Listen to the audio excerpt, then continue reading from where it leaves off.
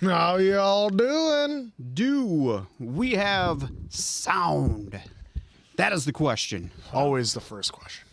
Rumbling. Should be good. Rumbling. Should be good. Big day today. Is it all? The rumbling has stopped for now, Yep. Got but ourselves. probably going to pick back up. Well, How are we doing, y'all? Do we have sound? Do we have sound? And if we do, is it good enough for you to hear? Is it passable? Is it good or is it Is it just good enough? You know, Or are you going to lose it is all? acceptable? Or are you going to lose it all? just might. Well, it's Slip all and matter. fall. It's all a matter of perspective, really. Hello, rumbling. Loud Wow, and clear. wow. There we go. Yes, audio perf. Yes, OTS good. There we go. Yeah. It was Nikolai saying that. He could be ripping on us. He likes to do that. Well, that's true. Oh, sounds like we're doing all right. So Mason, I'm going to go ahead and say it sounds good. So somebody call a doctor because bad medicine is back. Over there is Diamond Dave Damone. This is the Appleton Oak. That's the answer. I'm Mason Quinn. Folks, thank you so much for joining us here on a Monday, wherever you might be. We're going to have some fun talking about Attack on Titan. And, you know, the good thing about Attack on Titan is that it's a very linear story with only one opinion that can be right as you discuss it. Of course, I'm joking. The interpretations with this show are wild, and we had a lot of fun watching it. So looking to hear from you what some of your thoughts were, and we got a few ideas we're going to bounce around as well. So thank you for joining us. Fine, I'll put the jacket on. You got it on backwards, dude. Yep, that's the only way it's going to work. Guy thinks he's crisscross over here. That's the only way it's going to work. What Daddy Mac will make him jump. what a dumpster fire. all right, go Oak. Yeah, guys, so before we get started here today with the live stream, we wanted to just take a brief moment to talk about something that was brought to our attention recently by our good friend Kirk Ward, the showrunner for the show Continental that we did here on the channel. Some of you have seen the interview that we did with Kirk and Albert Hughes, but after we did the Continental, he reached out to us. We become friends with him over the course of the last year and a half or so, and we had a great conversation with him the other night, just catching up on things with him, seeing how he was doing after all the tragic fires in LA. And his family and their home luckily was spared, but he said, you know what, I have a good friend of mine who does something really great out here who lost a lot, and asked if we could share that GoFundMe here on our page and on this live stream. So some of his friends run an early childhood school, ages 2 to 6, and they do a really good job out there. They help out over 40 families. They have a very community central focused type early childhood school called the Village Play Garden, and they lost everything. And I mean everything, as so many people did out there. And Kirk had said, hey, guys, it would be a huge solid if you could reach out to your followers and the people who, are loyal to your channel and see if they could help out even in just a little bit. So Diamond Dave threw in that link to the GoFundMe in there. And look, we know this sounds cliche, but every little bit helps. And that's the truth. So if you can do $2 or $5 or $10 or whatever, everything helps. Right now they're working on securing new land, getting the funding going. Obviously there's going to be lots of licensing and all sorts of challenges that they face ahead of them. But it's a really great thing that they have going on there out in California, and they want to try to start rebuilding as soon as possible, and they got a lot of challenges ahead of them, and they could use all the help they could get. And so again, Kirk hit us up, and we know we have a great bad medicine family out there, a lot of baddies who are willing to open up their hearts and help. So again, if you can help out even just a little bit, check out that link. You guys are going to be doing a great thing for a lot of great families and a lot of great kids out in California that really lost everything in these tragic fires. So we appreciate you guys, and again, help out if you can. So thank you very much. Yep. We are here, folks. Attack on Titan Roundtable. Yep. Just a reminder to some of y'all. Remember, this was our first time watching through, so there's probably a lot that we like, the little stuff that you probably have down to the bottom of your heart that like the back of your hand.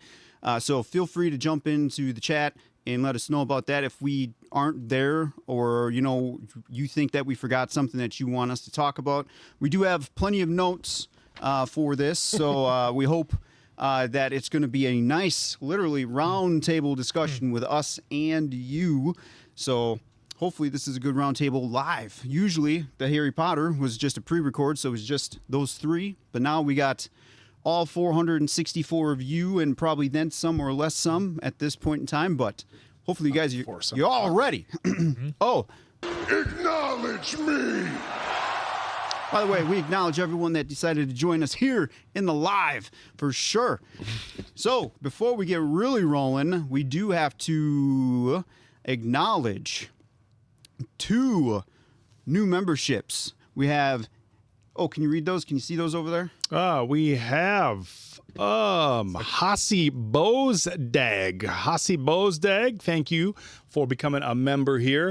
Acknowledge me! Acknowledge you.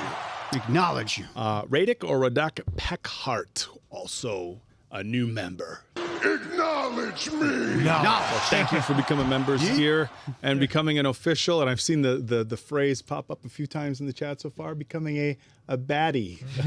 So I don't. That was our end of the year. During our last live that we did, our end of year wrap up, we had joked about doing some sort of award, and of course the Dundee Awards from The Office came up, and we said we could do the baddies, and somebody jumped in the chat and said, "Are we the baddies?" That sounded like a cool nickname for all the followers and fans and all our friends out there. So I think you are everybody's unofficially now the baddies. That's right. Works well for me. The baddies and the bad metasites for life. Oh, jeez. Metasites? All my metasites.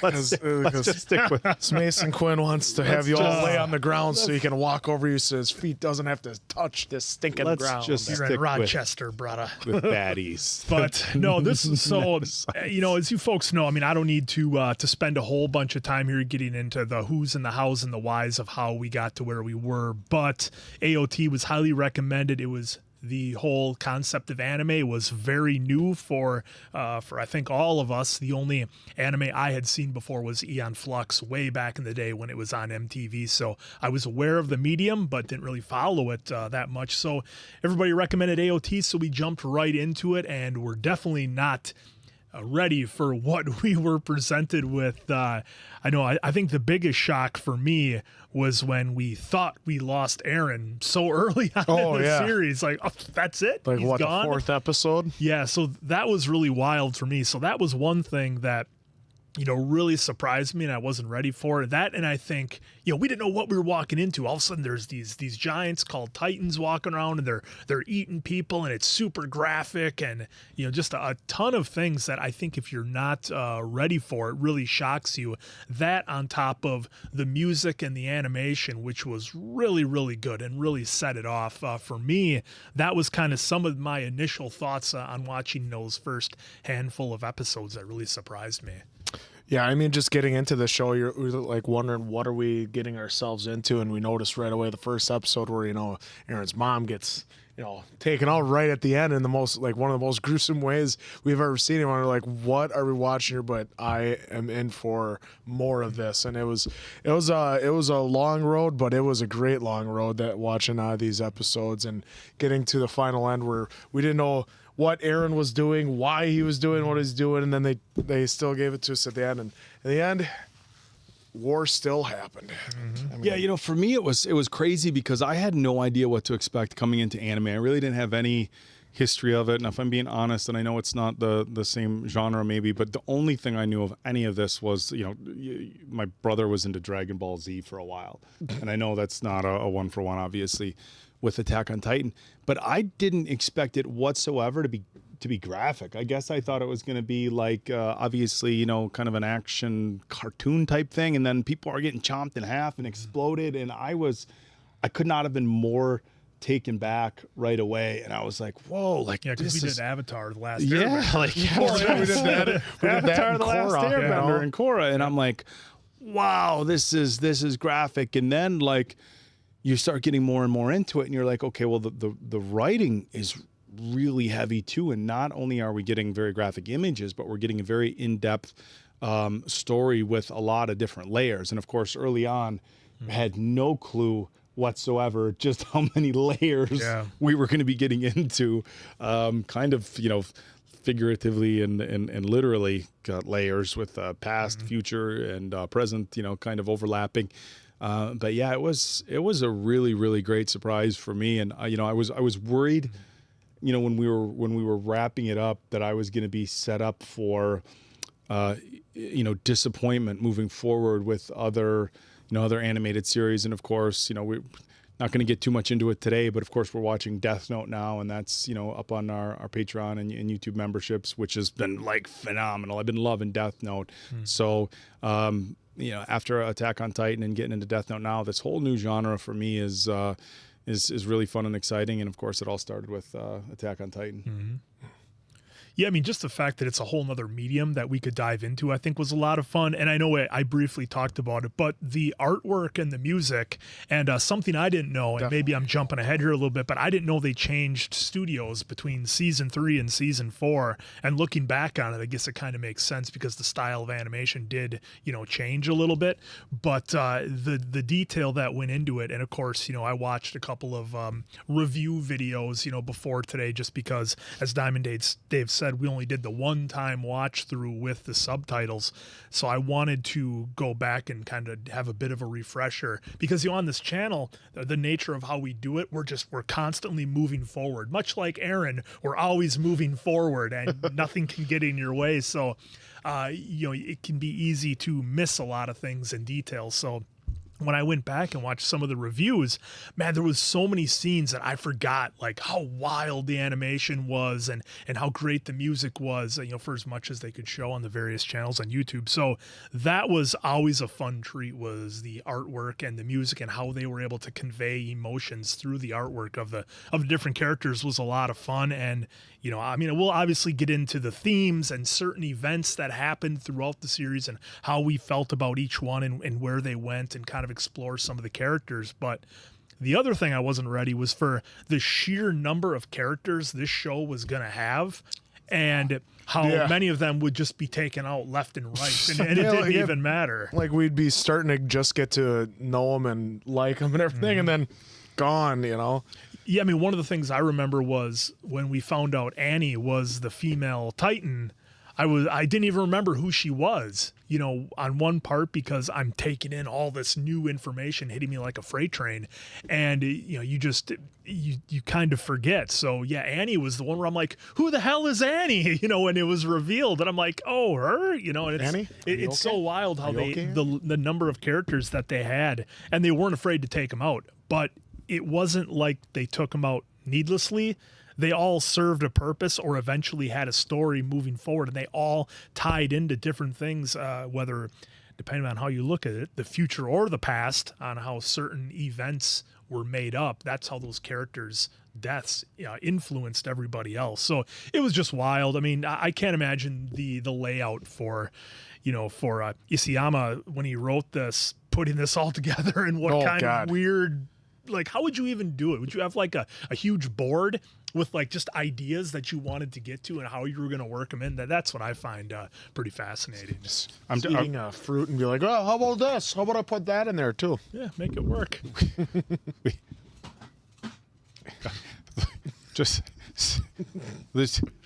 It's the old Steve Jobs joke. Look, we have the obviously we're going to our super chats. We see the chats coming up in the comments, and I can promise you, and I'm just going to say this, we'll get it out of the way early, commenting the same request 500 times over and over and over is more likely to get us to not watch it than to ingrain us to watch it. So look, we get everybody's trying to jump in the comments and stuff like that, but we see the Suhu film from India, and we've seen the 50 comments, but like commenting over and over and over again, it's more off-putting than encouraging, I would say. So we see the comment. Yep, absolutely. All right. So, folks, did we just start on season 1 and just let it rip? Well, I mean, I guess, you kind of have the start, in Trost, where everything kind of happened. Or how about this? How about we start with our cards? Oh, I don't even know. Our list, because, like, my predictions, I'll just start at the very, I'll just kind of go randomly here on my cards, folks. So I had Beast as dad, wrong. Eren might die. Got that right. Eren and Mikasa start a relationship. Well, I mean, they cared for each other. Titans were just a bad experiment. Wrong. Basement, the truth for the Titans. Yeah. Wrong, I'm going to say, because it was just the family photos and something else. Yep. And then at one point, I had everyone die, so I guess That one you're right. technically you have to Real watch close. all the way to like the very end, very credits to make Yeah. sure you're right on that. And then something about Irwin. I can't read my handwriting. It was something about Irwin. It didn't matter. It was wrong anyway. So, yeah, I thought this series was absolutely a banger. And I actually just started watching season 1 again. And those first 2 episodes, as you well know, those first 2 episodes, when you go back and watch it, granted, it isn't dub. Not trying to start a whole dub versus sub battle, but I'm not able to sit and watch attentively because I got 2 million things going on. So I got to have the audio going so I can understand it. But when I do look over, I'm like, holy shit. Like some of you were saying, they put some stuff right there in front of you, but you have no clue what it is until you get to like season 3 or season 4, whatever it may be. But you guys were right. In the first 2 episodes, they have stuff like right in your face, but you just have, as a first timer, no idea what it's about or what's happening. Yeah, one of the things I caught was when they were in like that castle tower and all the Titans were coming up on him in the tower, and we didn't know that Benadryl or Bernthal or Burrito, as he might be called, we didn't know that he was a Titan yet. And there's a shot, and they showed it in one of the reviews I was watching, where the Titans were all coming, and he was just about to bite his hand, and it's just to the left of the screen, and you can clearly see it. But obviously, you're not going to notice that right from the start. So that was fun. But yeah, I mean, the thing with that first season, Diamond Dave, and I guess because I don't know where my card is, the one thing that I know I had was there was going to be a picture in the basement. That was like my big prediction that I had. And then I thought that Eren was going to wipe out all the Titans, which, well, not really, kind of used them, but again, just wild. And to even try to predict something like this is pretty crazy. But yeah, I mean, Trost and what happens during that first battle kind of shapes everybody. And what I liked was we got to see how everybody became who they were. Eren became fueled by nothing but rage for losing his mom. Mikasa was driven to protect Eren at all costs. Levi, he was smaller in stature because of how he grew up. He was malnourished, didn't have sleep, had to, steal for everything that he got. And, his interactions with Kenny and how that made him become who he was. It's just so wild to me when you go back and you look at some of those earlier episodes where everybody started. And if it's not an earlier episode like it was with Levi, you do kind of go back and get to see how everybody became who they were, which is just wild, for the sheer number of characters. Well, real quick, too, before you go, I don't know if any one of us acknowledged yet. We are going to get to your super chats here. We just kind of want to get some stuff out first, and then we're going to go right back into the super chats. And Letha is modding today, so we is Letha acknowledge. here? Yeah, Yep, Letha's in we the acknowledge you. Acknowledge me. Get well soon, girl. Get well all right? soon, Letha. For me, like I think it was on one of the videos where I just one of our reviews at the end, I ripped up my card because it was so off. So I don't remember and I don't remember any of the big predictions that I had. Just I knew it was something with the that I said they were never going to get to the basement. I think it was something like that. I was like, never going to happen. They're never getting there. Teasing the basement. They're just going to tease it the whole series. Get there at the last episode, and it's going to be nothing. But other than that, the whole first season, like you're thinking of it, is just Eren learning that he's a Titan, then trying to figure out how to use his Titan abilities, what triggers it. He would use it first based off rage, so then he had to figure out getting mad about something, and like all of a sudden he wouldn't do it, and then that scene, isn't he just like gnawing on his fingers? Yeah, kept biting. Just kept on biting, trying to change, and then he didn't, but and then you just saw how he changed over the next couple seasons. Yeah, well, and what a twist. Here's a guy who wants to kill all the Titans and ends up becoming like the Titan. The final boss. Yeah. Final boss. It was just wild to me. Yeah, I had going back to the cards. The one thing that I had on my card is I thought that the whole basement thing, that Eren's dad was going to be the one who came up with some formula to create Titans is what was on my card. So I thought that's what was the big key to the basement. Eren's dad was some sort of scientist. Got notes. Came up with a way to develop Titans as a way to, kind of take over the world or whatever. Totally off on that. Yeah. Totally off on that. Look, the whole basement. We eventually got to it. We brought that up so many times. When do we get to the basement? It felt like, especially early on, they teased us with so many things, and as we progressed a little bit more, it was like we bring up 5 questions and then finally get an answer, and then kind of more. But yeah, that was. I don't have the card handy, but that was the only thing that I can recall from my card was that Eren's dad had he was the mastermind behind it all. But some of us said everybody's done. It was like, well, they definitely didn't leave it very hopeful of where it was going to go until, I don't want to jump too far ahead here, but until we got that big reveal, end of season 3, season 4, and how the whole story kind of, I'm not going to say switched on us, but just opened up the world that much. And because up until that point, like if I would have walked into AOT, I would have simply thought it was a story of the good guys versus the bad guy Titans, along with some traitors, maybe, that being Burrito, and Reiner. And it's just like, how can we stop them, right? But then it just becomes so much more than that, which I definitely appreciate. And again, something I'm sure we'll get into, but there's not always a good solution for an ending, as we saw with, with what it comes down to, what Eren wanted to do versus what, kind of Armin and everybody else wanted to do, all the different factions.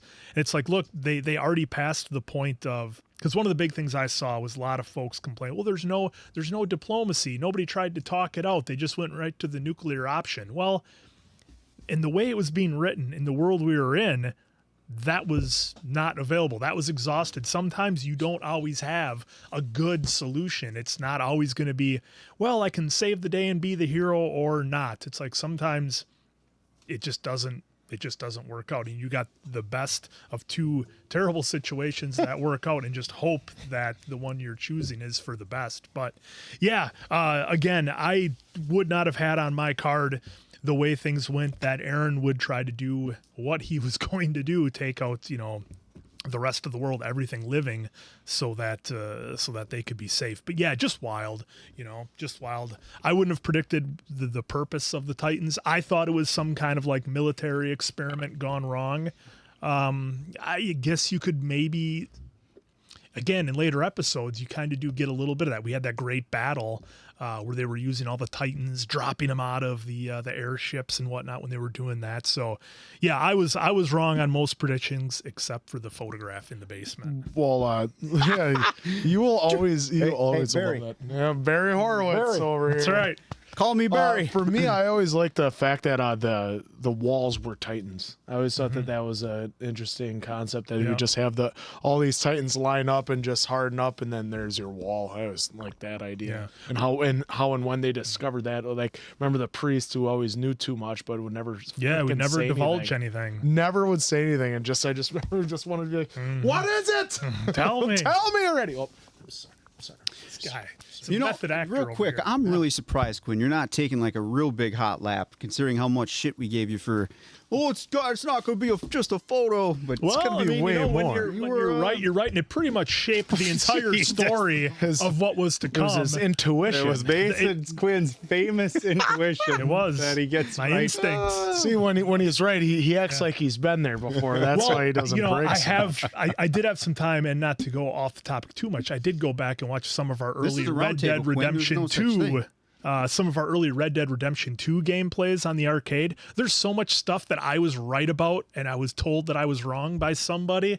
It was shocking to me. Oh, so the one thing that Rob has in his video? So I'm not surprised at all that I got the photograph right, and it completely changed the entire story of Attack on Titan. Everything hinged on that photograph. Yeah, 2 lives ago. Can't be done, guys. It can't be done. Can't be done. Game doesn't let me. Doesn't have it in me today, guys.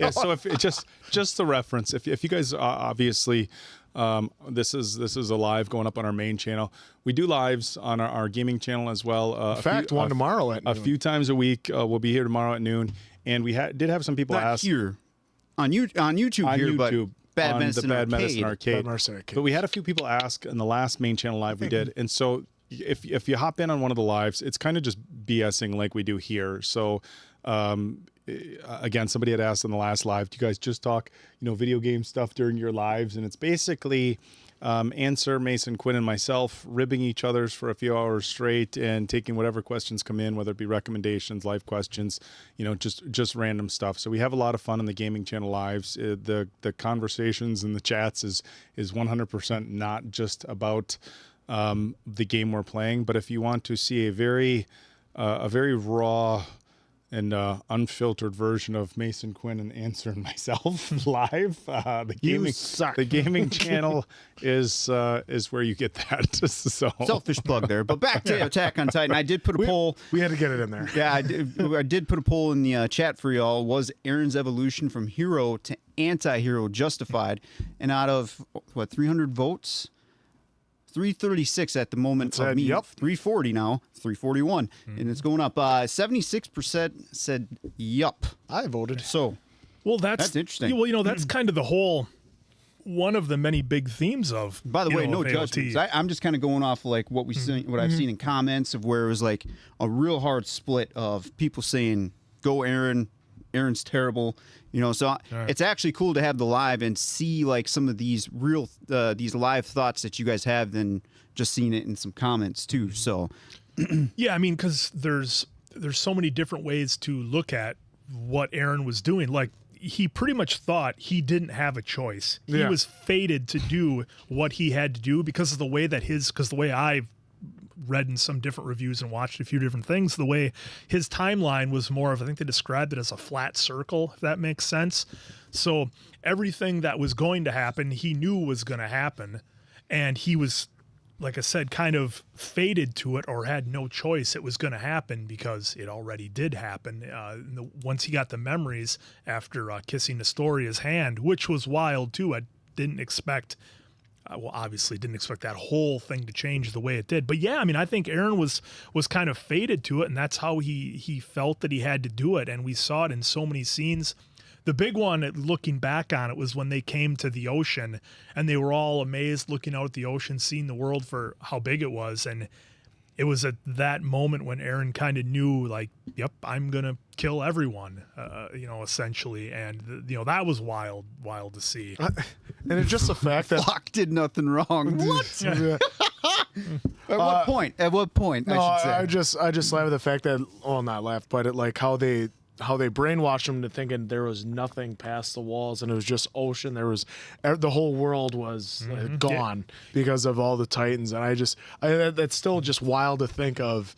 I mean, obviously we knew the whole world was gonna end up coming for him if the Titans would have kept prevailing, but and it's something you can really see certain similarities between, right? Like the king, they needed a boogeyman. They needed to have revisionist history or wipe out history altogether and have these people living a way that suited him. And again, with the boogeyman concept of, the Titans are out there, you can't go beyond the walls. And one interesting thing that I had written down from before was, Eren had lived behind these walls that were, made of the colossal Titans. And it was interesting because at the end, he's still kind of behind these walls, even as they're doing the rumbling. All the colossal Titans are moving forward, stamping out all of humanity. And there's Eren still behind the walls. I just thought that was neat. And something, again, that I didn't think about until I went back and did, a rewatch of some of the recaps and things like that. Because, again, first time watch, there's so much stuff going on. You're just trying to hang on for dear life to catch the story. But that was another interesting thing that I found. The symbolism of the walls and the erasing of history, which is, it's kind of important to remember history. not hating on Gabi. I loved Gabi.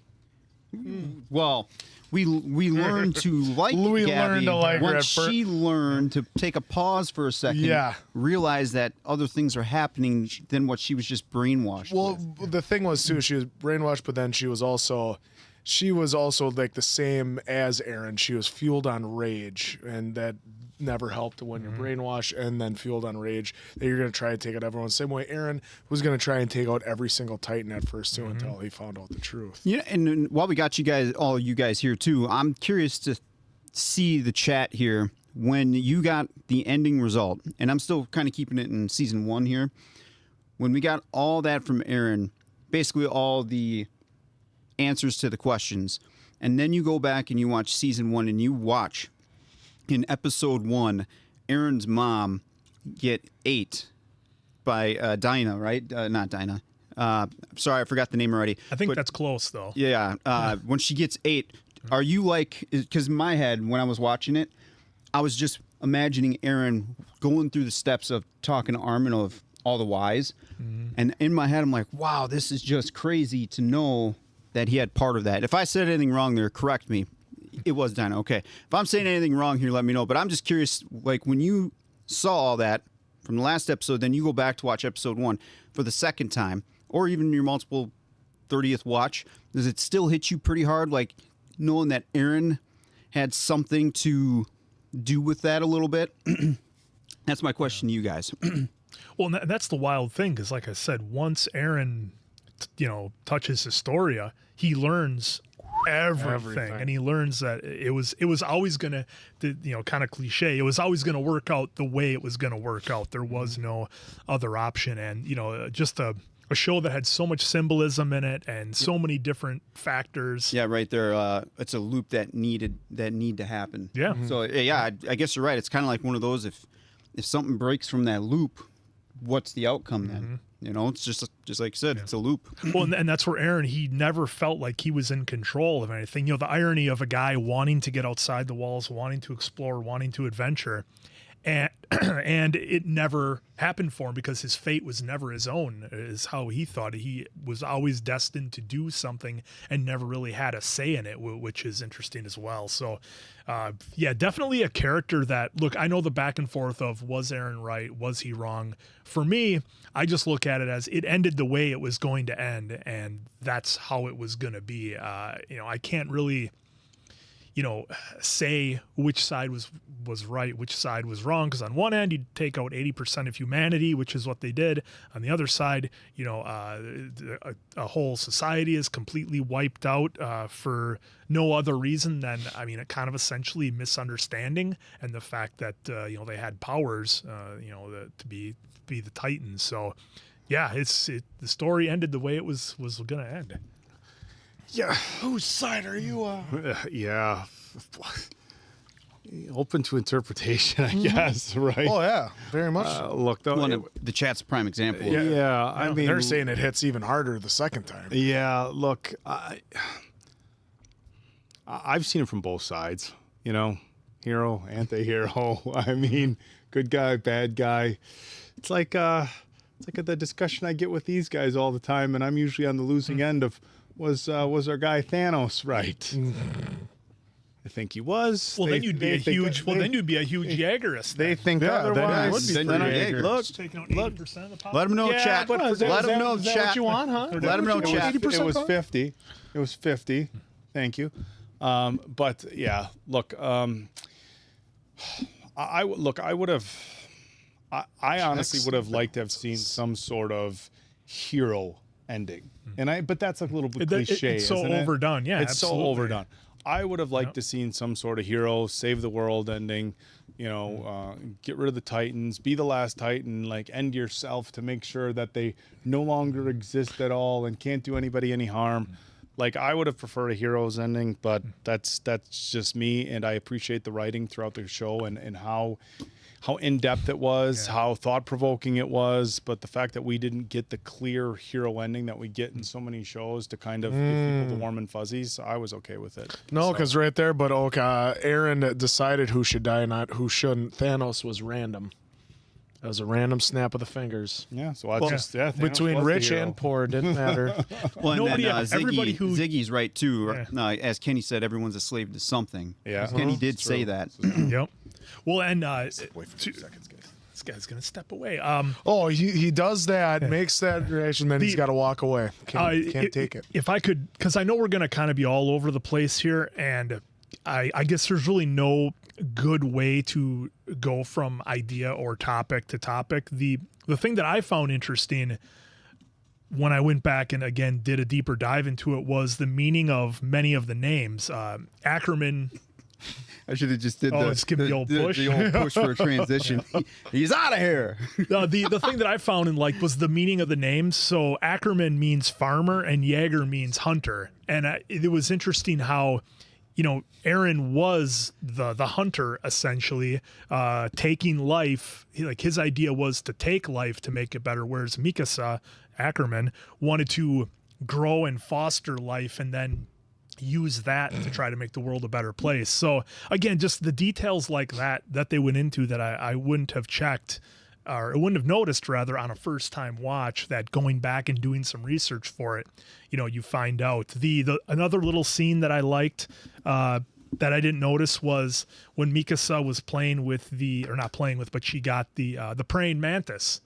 And the symbolism then later on that Mikasa takes Eren's head off as a praying mantis would. And it's just all the little details that they put in there were really interesting, and that Eren was never really free until Mikasa took his life and essentially freed him from this circle of fate or whatever you want to call it that he was on. So just, again, that was another little thing that I liked. And I'm sure we're going to have a bunch of these. You folks will probably have a bunch of individual scenes and things that you really liked. But that's what, I had a number of those written down that really stood out to me was the relationship between Eren and Mikasa, right from the start. And again, once you finish it and then you go back and watch it, you see how that influenced the whole story. Yeah, and Oak was talking about the Marvel Thanos, not the one from Squid Games. Yeah. The Squid Games Thanos. He's got the Infinity Stones right here. Everybody who believes in Thanos, they never think they're going to be the guys to get taken out. They don't think they're part of the whole snap. family. Like you're not going to be Hawkeye and lose your whole family. Oh, no, I'm all for it. Okay, well, then if he's for it, then Oak, then two of us are gone. Which two? Yep. We don't know.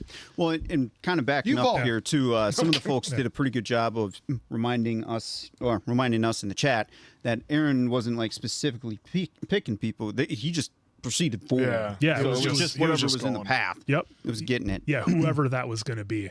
And again, for people asking in the chat, so I went back and I watched a number of recaps and kind of just because it's our first time. Yeah, because we only watched it once. Yeah, before we watched it I once. mean, we are kind of leaning on you, but it's an open discussion. We know that you guys have seen it more. You guys have been great in the comments, whether it was on Patreon or YouTube, letting us your thoughts. And so this is more of like a roundtable for us, and then also you guys can chime in too and let us know. We do have a ton of talking points. We have clip ton of notes. talking points, Absolutely. folks. And also, back to like the. With that said, season we are one. done for today, so we'll see you later. No, just kidding. Also, too, kind of back to season one. When we first, I know you brought it up though, because I wanted to come back and touch up because I was messing around with the board here. But season 1, 2, you guys saw a reaction to that most likely when Eren got 8, and we thought he was done. Like that was kind of crazy too, because being back in that moment, now watching it again, or when I get back to it, I'm gonna know like, all right, so that's part of Eren's plan. Because again, like the one commenter said in the chat here, it's like a loop. So it's like, man, I just wonder if one thing just kind of got pulled out, would Eren pull it back in to make sure that stays? But either way, I was still taken back not knowing what the future would hold. I thought Eren was just toast for season 1 there. And I thought also with my first impressions of Annie were like, I don't know what's going to happen with this character. And even though she, at least in my opinion, kind of held a pivotal part as we went forward, because it was just kind of, she's there. She had that pretty really laid back expression. So I didn't know what to think of the character. But I thought her introduction was cool. Seeing, again, with just the first 2 episodes that I rewatched, seeing everyone again being alive, that was actually pretty cool too. And just the way that, season 1, I guess you could kind of say, was the beginning of humanity's fight, so to speak. So, while we're kind of talking this out too, it's just kind of interesting with how the creator, the one person who did this, had all this just launched in his head for a really great 4 seasons of here's season 1, here's what's going to happen, and then progressing forward too. So also with the Battle of Trost District, or even just the opening scene, I think it's a couple, like what, 45 seconds in, and then we get Colossal Titan's hand coming up onto the wall and that huge reveal. Again, let me know how you folks felt, but my heart kind of like did a drop because now knowing what we know versus like you go back and watch a reaction and just like, oh. Well, and the big now knowing because what we we're know, like, it's like, what is oh. this? Well, and the big thing I had today was, or the big thing I was today, I got mixed up with Letha May. They're asking how long we were going to go today, but no, the issue that I had early on, I was like, well, where the hell did they come from? How does this 100-year tall remember, that Titan was our just- big Yeah, look thing. at- That was look at- I freaking remember hilarious. Mason Quinn asking, "Who's Annie?" Yeah, who's that? 'Cause, who's Annie? That's I was gonna say that time of day when you were talking was I didn't even pay attention to Annie. She didn't even stick out to me at all in the first watch. Not even was when just- she was beating the crap she was out of just Eren. kind of, yeah, but that was like for a few minutes in one episode, and Eren was kind of going through it with everybody in the core, who eventually end up killing him anyways. But no, it was just it didn't stand out to me, and I'm sure a lot of folks maybe had that same thing because again there are so many characters. It's like, who do I pick out, who do I gravitate to? I'm still trying to figure out the story. I'm mostly following along with Eren and Mikasa and Armin. So yeah, it was wild when we got the reveal of Annie, and then of course again what you find out is how in depth they go with a number of characters, and then we end up losing so many of them that serve a purpose. The other thing I wanted to quick talk about was, we kind of talk about Eren getting the memories and like the way he sees everything and as a loop, and it's kind of wild because it's not like time travel like you would think about, where it's I go here, I go back, I buy this lottery ticket, and then I get to have this life. It's like with Eren, and I like how they described it as a like a circular timeline where he's kind of all over because he's able to see everything from the memories of all these other people. So I thought it was a brilliant concept. And a spin on what we normally have of time travel, it being like a memory travel where he's everyone at any time. Yeah, because he can see things when through Zeke their like eyes. takes him back in time and all that other crap, Yeah. but like he already knew it, so it's almost like he's the one that sent the smiling Titan Dina, that you were correct, that everyone has Yep. said you were correct, that he basically sent her to take out his mom to really get the ball rolling on everything too. Yeah. It was just crazy with how complex and everything they were doing with the quote unquote time travel. Well, and speaking of Zeke, like there's a complex character. I want to know your folks. What are your thoughts on Which season Zeke? 2 we got introduced to him in season 2. He just likes to throw the ball around. Yeah. Well, and again, everything with him, again, another character who thought they knew what was going on, kind of thought the way things were going to play out, and ended up, he wasn't, again, kind of like Eren, where he wasn't free until the very end when he was on top of Eren's founding Titan, looking out and being like, oh, it's a nice day, or it's a good day. I thought he said something like that. And it's like he finally got to have a little bit of peace in the world just before it was over. Knowing that he hopefully, did his thing and made the world a slightly better place, or at least saved what he could of it. Someone was saying they're biased. They knew Annie stuck out to them because she was the only blonde one, and so that's why they're biased, because they're blonde too. So that's why they knew who Annie was. Yeah, that could be. I could see that. But Well, and to kind of start the season 2 chatter, again, we're kind of ping-ponging all over, but I'll try to keep mine. well, that's fair for the seasons. story. The That's story fair for goes the all story. over Yeah. the place. We're only anyway. doing it like the story does in season 4 Yeah. there. Well, in season 4, it went back to even before season 1. Well, one of the highlights of season 2 for me was the reveal of the Titan in the wall, which then you started kind of wondering right away, which was good on you, wondering are they Don't encourage more? him. Let him. Is the Let the man wall- speak. Is the wall all Titans? And I do recall some of the folks in there just being like, they weren't giving us spoilers, but some were like, interesting, Quinn. Keep thinking on Yeah. that. And then I'm real curious too, because again, we got you live here now. What was your thoughts too with seeing the Titan in the wall? Did you, on your first watch, did you immediately think that same thing where the whole wall is Titans, or were you just kind of like the rest of us, just like, how is this happening with the Titan in the wall, knowing that there's obviously some component of something with the Titans that are involved with it, but like how is the whole wall full of Titans. Because it was funny, is like they're trying to. The priest knew, but he wouldn't give up the secrets, and we're all sitting here like, well, how could they get walls that big? How? Right. Like, how can you do it in an ample amount of time to keep the Titans out that they wouldn't have destroyed everybody? Right, like you're 10 feet high and they just Oh yeah, so to realize that that's Titans, it was just huge. Yeah, see some. I didn't recognize the significance. I had no idea what its purpose. And folks, also too, we will be getting to your super chats again. We just want to keep giving you our thoughts, and then we're gonna swing probably back in and out of the super chats as we go here. Yeah, well, and speaking of the wall, I know early on, and Eren and Armin pretty much said this with them wanting to join the core and to get out and see the world. Like, yes, you have these walls built up supposedly keeping you safe, but I remember I had the thought early on, well, aren't they just a glorified like cupboard or refrigerator or whatever kind of other food storage you might have for the Titans? Because like, yeah, they're there and they're safe, but really anytime the Titans want, they can come and get them with the Colossal Titan. Now, we were told it was like 100 years of peace since they had any kind of attack like that, but that's what I found so telling with the walls, was that you're essentially trapped in here as big as the walls are, and it's really you really don't have a level of freedom because you're always kind of waiting for that other shoe to drop or for that Titan to show up. And I like that really drove Eren to wanting to be free, not knowing that he really wasn't, and his whole future was already set. Yeah, and poor guys, for you guys out there that watched this when this did come out, because someone said they had to wait how many years for a cliffhanger to finally find out everything. We were fortunate enough that we were watching 2 episodes a week. Bananas, Amazon.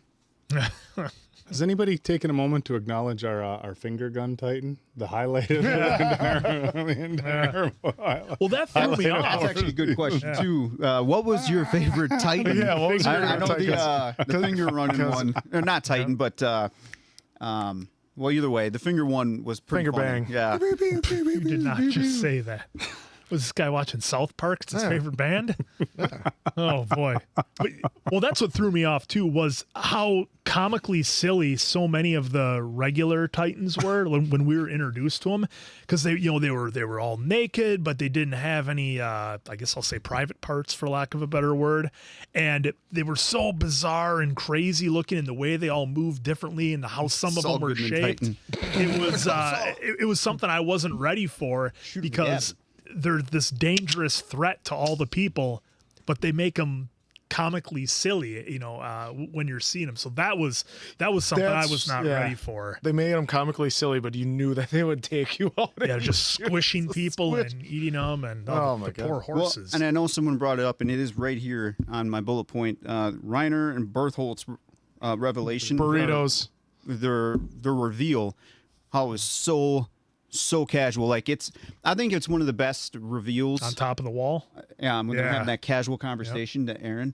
I think it's one of the best reveals in TV because you don't know it's coming. And then as it's going on, you're like, this isn't happening. Mm-hmm. And then it keeps going. You're just kind of, at least for me, I was sucked in like, oh my God, it's kind of happening. Yeah. And then the whole thing gets laid out.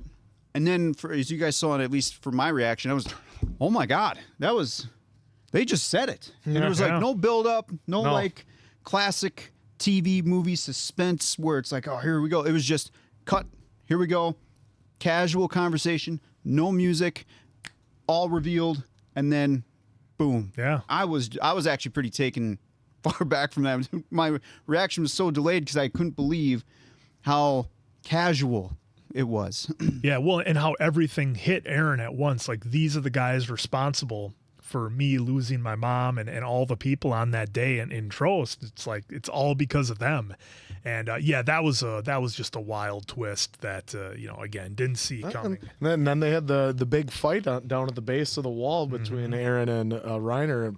Brock Lesnar Titan, and look at he knew Aikido, and that was his key to almost winning that one. Aikido. He just started blocking, and then he got him in a front naked choke and had the legs torquing down on him. But then a Burrito had to come down and that was still one of the coolest fights in the show. Yeah, I mean, in my opinion. Gosh, there's a lot of good scenes, ones, don't get me wrong, but I always like that one. The animation that they had with the ODM gear, which, okay, let's talk about the ODM gear. Let's talk about how original and unique that is. Like, we've had, of course, grappling hooks, my favorite from the 80s and 90s. Grappling hooks are a must in any action-adventure movie. But the twist with the ODM gear and how it gave them the ability to move around the city, such a unique, interesting twist on it that, again, hadn't seen. And the style of animation that they could do with it, with whether it was the quick cuts or the flashers or the graphic attack scenes that they would have was just awesome. And that, when you brought that up, Answer, about the fight that Reiner and Eren had, and they were all coming towards them with the ODM gear. It was wild. And that was the thing too, is the whole fight, like, Eren is severely overmatched. There's nothing he can do until he finally realizes Aikido is the key. Yeah, he had flashbacks to his training. To watching Seagal. It was Annie, wasn't it? Wasn't it Annie? Yeah, who was gave him the influence. Oh yeah, Miss. What's your thoughts on the casual reveal, Oak? The casual reveal. That it was a casual reveal. It was just they're standing on top of the wall and a couple people talking, and then by the way, I'm the Beast Titan, or I'm the Brock Lesnar Titan. I'm the Brock Lesnar Titan. He's the Colossus Titan. How about you? I mean, it goes with the it kind of goes with the way they threw you off with some of the writing, right? Like some of the things that you expected to be like massive reveals, like we're gonna set this up and do this huge reveal. Sometimes they weren't, and sometimes they were. So, like, surprised by it, yes, but disappointed by it, no. And I know, I feel like we're gonna like be saying this a lot during this review. Like, a lot of people had mixed feelings on like everything. Like, if you were gonna set up two characters that were that pivotal in the show and like have a reveal that big, it's like, okay, like maybe we could have had maybe some foreboding music or something like to set it up.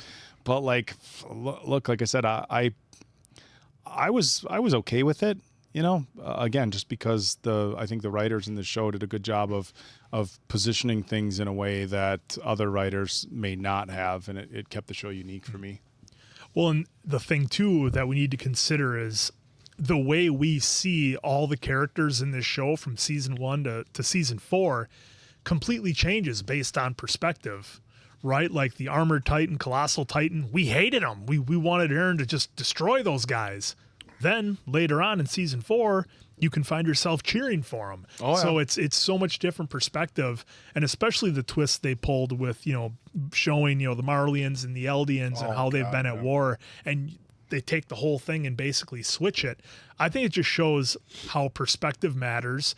And again, kind of what I was talking about earlier with King Fritz about, having to have the boogeyman, who's the bad guy. We'll make them forget history so we can essentially do what we want. And it's all a matter of perspective and how you see things and how the people were being controlled.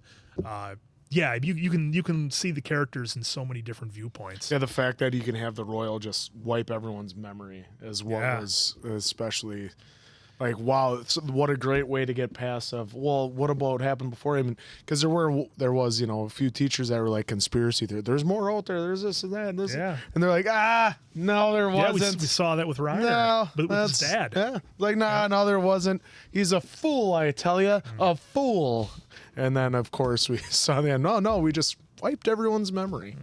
We're an hour in. We should probably get to a few of the super chats being we can take a pause for the cause here. And here you go. Sean SPX, thank you for your 5th super chat. Acknowledge me. Y'all should check out a video with all the foreshadowing that AOT had. There is so much right from the beginning. Thanks for all the content. Well, hey, thanks for being here, and thanks for the super chat. Thanks. It'd probably be thanks for that, watch. Sean. That's the one thing that I noticed watching a couple of the reviews that I did was, like you said, Diamond Dave, how much of it was just right in your face the whole time. Now, granted, you couldn't know it because you didn't know the story, but it's one of those things where it gives it great rewatchability to go back and watch a second or a third time to pick up on all the little nuances that they did. Like I said, I don't know if I mentioned it, but the one about Burrito, Bernthal, Benadryl, when he was about to bite his hand up in the tower, of course, all the things with Eren, and his interactions with Mikasa at the tree with her hair and everything, just wild. All right, Nikolai, thank you for the super chat. 5th board member is here. The meeting may commence. Nikolai, a very active member. Nikolai, the final boss on our gaming channel lives, and he has seen the best and the worst of the answer, Mason Quinn and myself. Mostly the worst, but Those damn puzzles. he knows us well. So. All right, Schneider Ram Girl. Schneider's Ram Girl. No S in there. Well, thank you for the super chat. Liked it when y'all was discussing rocking out to the intro music themes. Can we hear Diamond Dave shout Kenny Omega? Kenny Omega! Mason Quinn. That was. Kenny's back. You didn't love it when they switched the music, did you? No, I think, what was it, season 3? I think I thought was the weakest. Season Power 3, ballad. you thought. Yeah. You thought it Yeah, was. the power ballad, Don't go ranking. We'll rank them again here, too. Because I think we did something, but listen to him then. we'll redo it here, too. Yeah, my problem with that was it was more of a ballad, and I felt it didn't fit the Not the level time. of anxiety that was going on in season 3. Answer, I'm going to let you take this next one because you love the name. No, that's Quinn that loves the name. He can take this one. With your 5th super chat. Well, read it because Yep. we got to acknowledge the text. Oh, yeah. Yep. Blarg, blarg, blah. With your 5th super chat saying, we acknowledge bad medicine. We acknowledge you, blurg, blah, blur. Acknowledge me. The best name in the business. Best name in the biz. Chris with a super chat. Thank you so much for that.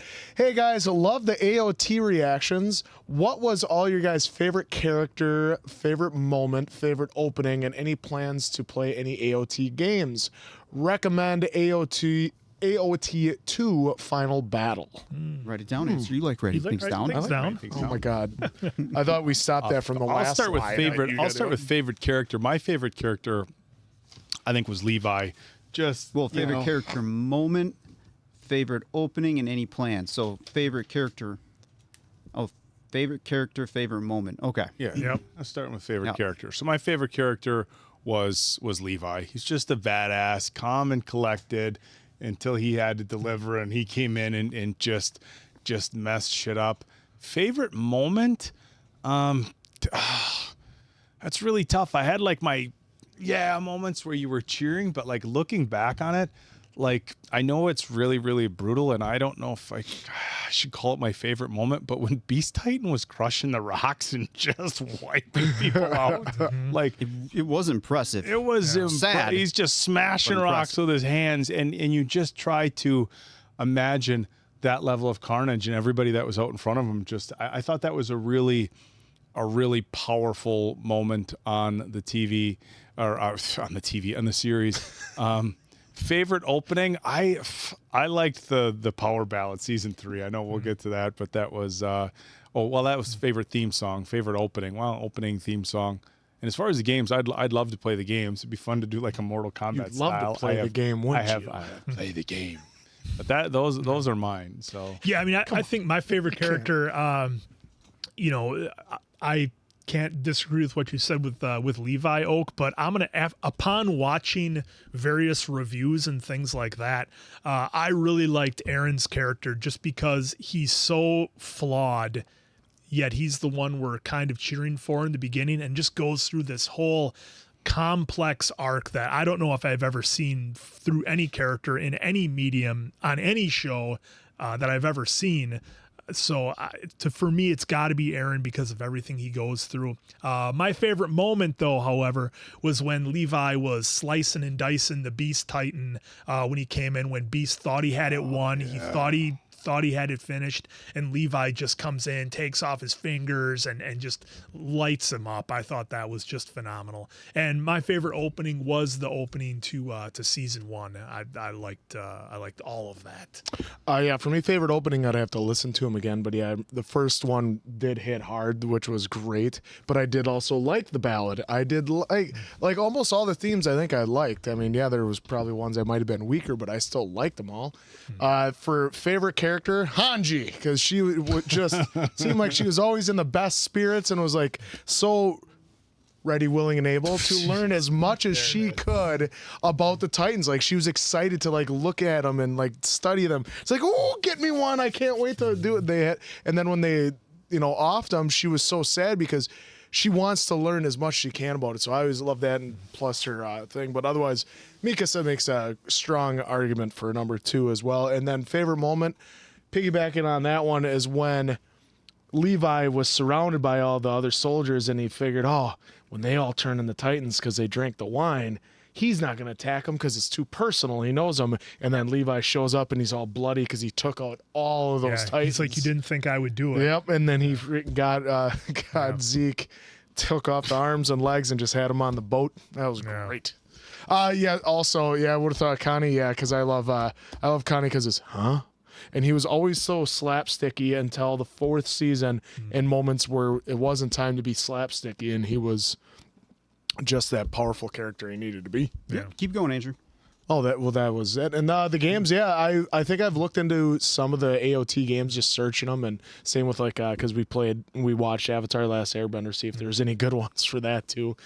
Yeah, not really. The other part, if I could have a second moment in the show that was really powerful, it was when they finally captured Annie in the woods, because up to that point, the idea of capturing a Titan to me seems so wild, and the fact that they actually pulled it off, and then we got the reveal, and that led to so much more. The fight and then capturing Annie in the woods was just crazy. She was doing the fighting where she was doing the hardening, just sitting like this, covering her neck. That was something else. So somebody just mentioned something in the chat, and Anita Das watching sub versus dub, and look, I'm going to say this, it may be controversial. I agree with Anita. I personally feel like I lost a lot watching it in subtitles. I went back and rewatched some stuff in dub, and in Diamond Dave, we had a lot of people voicing their concerns back and forth in Patreon, sub versus dub. I appreciate the passion that we get in the Japanese language, and I understand. I totally get why people want us to watch it in sub because of that passion, but you have to understand as reactors, we're trying to watch a show, trying to understand what's going on, and to read subtitles. And granted, you can still see the action, obviously, but to have to read, I think, takes you a little bit out of absorbing information and absorbing what's going on. So I would like to go back and watch it, but if I watched it a second time, it would 1,000% be in dub. And we've mentioned a few times that Death Note is available for Patreon and our YouTube members, and we're doing Death Note in dub, and I'm really glad we are, because I go back and I think of like, what would I absorb differently from Attack on Titan? And I get there's not always a perfect translation as well, but it's again, from an absorbing information standpoint, I like dub a little bit better. So thank you for bringing that up. Yeah, for me, favorite character, it's kind of a tie between Levi and Mikasa, because I'll just say the Ackermans. Well, yeah, How about I was that? going to say the whole family. Yeah. Put it up there. Family. Just because, one, of course, both of them are just the definition of badass. As far as their character arcs, it was great to see Levi be a leader and lead, at least in my opinion, by example, which you guys brought up there, where Zeke thought he wasn't going to choppy on his crew after they turned Titans. Nope. He didn't. Basically, he took one moment to be like, damn it, I'm sorry. And then he just cruised right through him. And Mikasa, of course, there's a ton of moments in here. I don't think I was ever like really worried about Mikasa for the most part, just because I knew she could handle her business whenever she needed to. So Levi, though, I would say in season 4 there, they kind of had me on the had me teetering a little bit if they were going to get rid of them, just because it's the final season. Why not? Oh, yeah. Of course, I don't know anything about the manga, so I don't know what happens in there, if they stayed pretty close to it, if they kind of deviated a little bit, either way. Favorite opening, of course, that's what I was trying to mess with, is just throw up Rumbling right away again for you guys. But OBS is being OBS, so Rumbling, easily my favorite. And then any favorite moment, the spot where we get Kenny!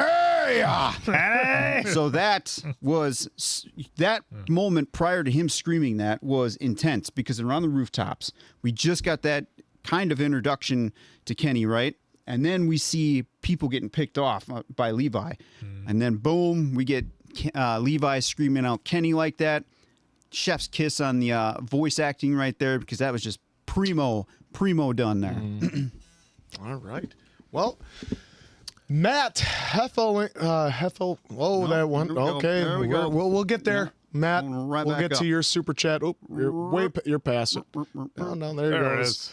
Heffelfinger, thank you so much for your first super chat. Acknowledge me. Double tap.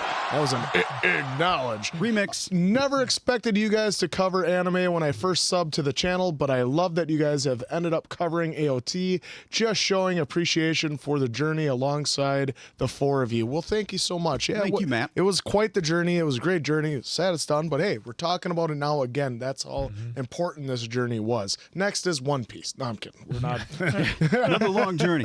Now, I will say, though, thank you to everyone who pushed for AOT, because what a way to start off. I feel like, Yeah, some you of you set were the bar saying the pretty bar high. was pretty high. I'm not part of Death Note, so I can't speak on that. But That's pretty badass. either way, I'm glad we took the journey, because I didn't know anything, or I was not really aware of anything Attack on Titan until the comments started coming in saying, hey guys, you really should give this a try. And then React Bina, George, I don't know if you're still in the comments here, but George, once he started seeing those two, our editor, one of our editors, he started pushing like, hey, you should really give it a chance. And this is also a gift from George, and that other thing is wrong. There, it's back there. He'll find it. He sent it. I was hoping George would autograph this. To be honest, that'd have been nice that he autographed it for us to give it to us. But Yeah, but there it Matt, is. again, for us to take the journey into anime was an absolute treat, and just opened up my eyes of how many great stories are out there. This is the manga. Because I don't know about you guys, but I always hear people say, "Oh, there's no good shows, there's no good movies. Everything is a retread or a sequel or a reboot." And it's like, you just have to know where to look for it. And we found that with movies on this channel, and we certainly found this through anime. Yeah, this is the other part 2 of the gift that George. Yeah, React Bina. All right, I see you there, George. George, correct me if I'm wrong. I said something about this being a DVD.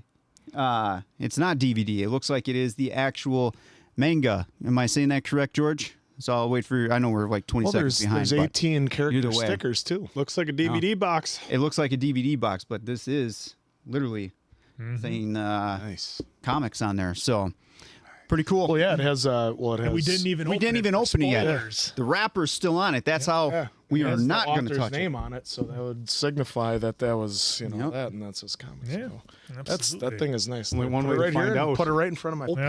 Yeah. Open it up. Do No, not open it. we're not opening up. This is such a great gift. Why ruin that? We'll put it back up there. You're like, yeah, come on. Kick We'll off. set it, right here. We don't need name tags. People know us that are in the chat. You know.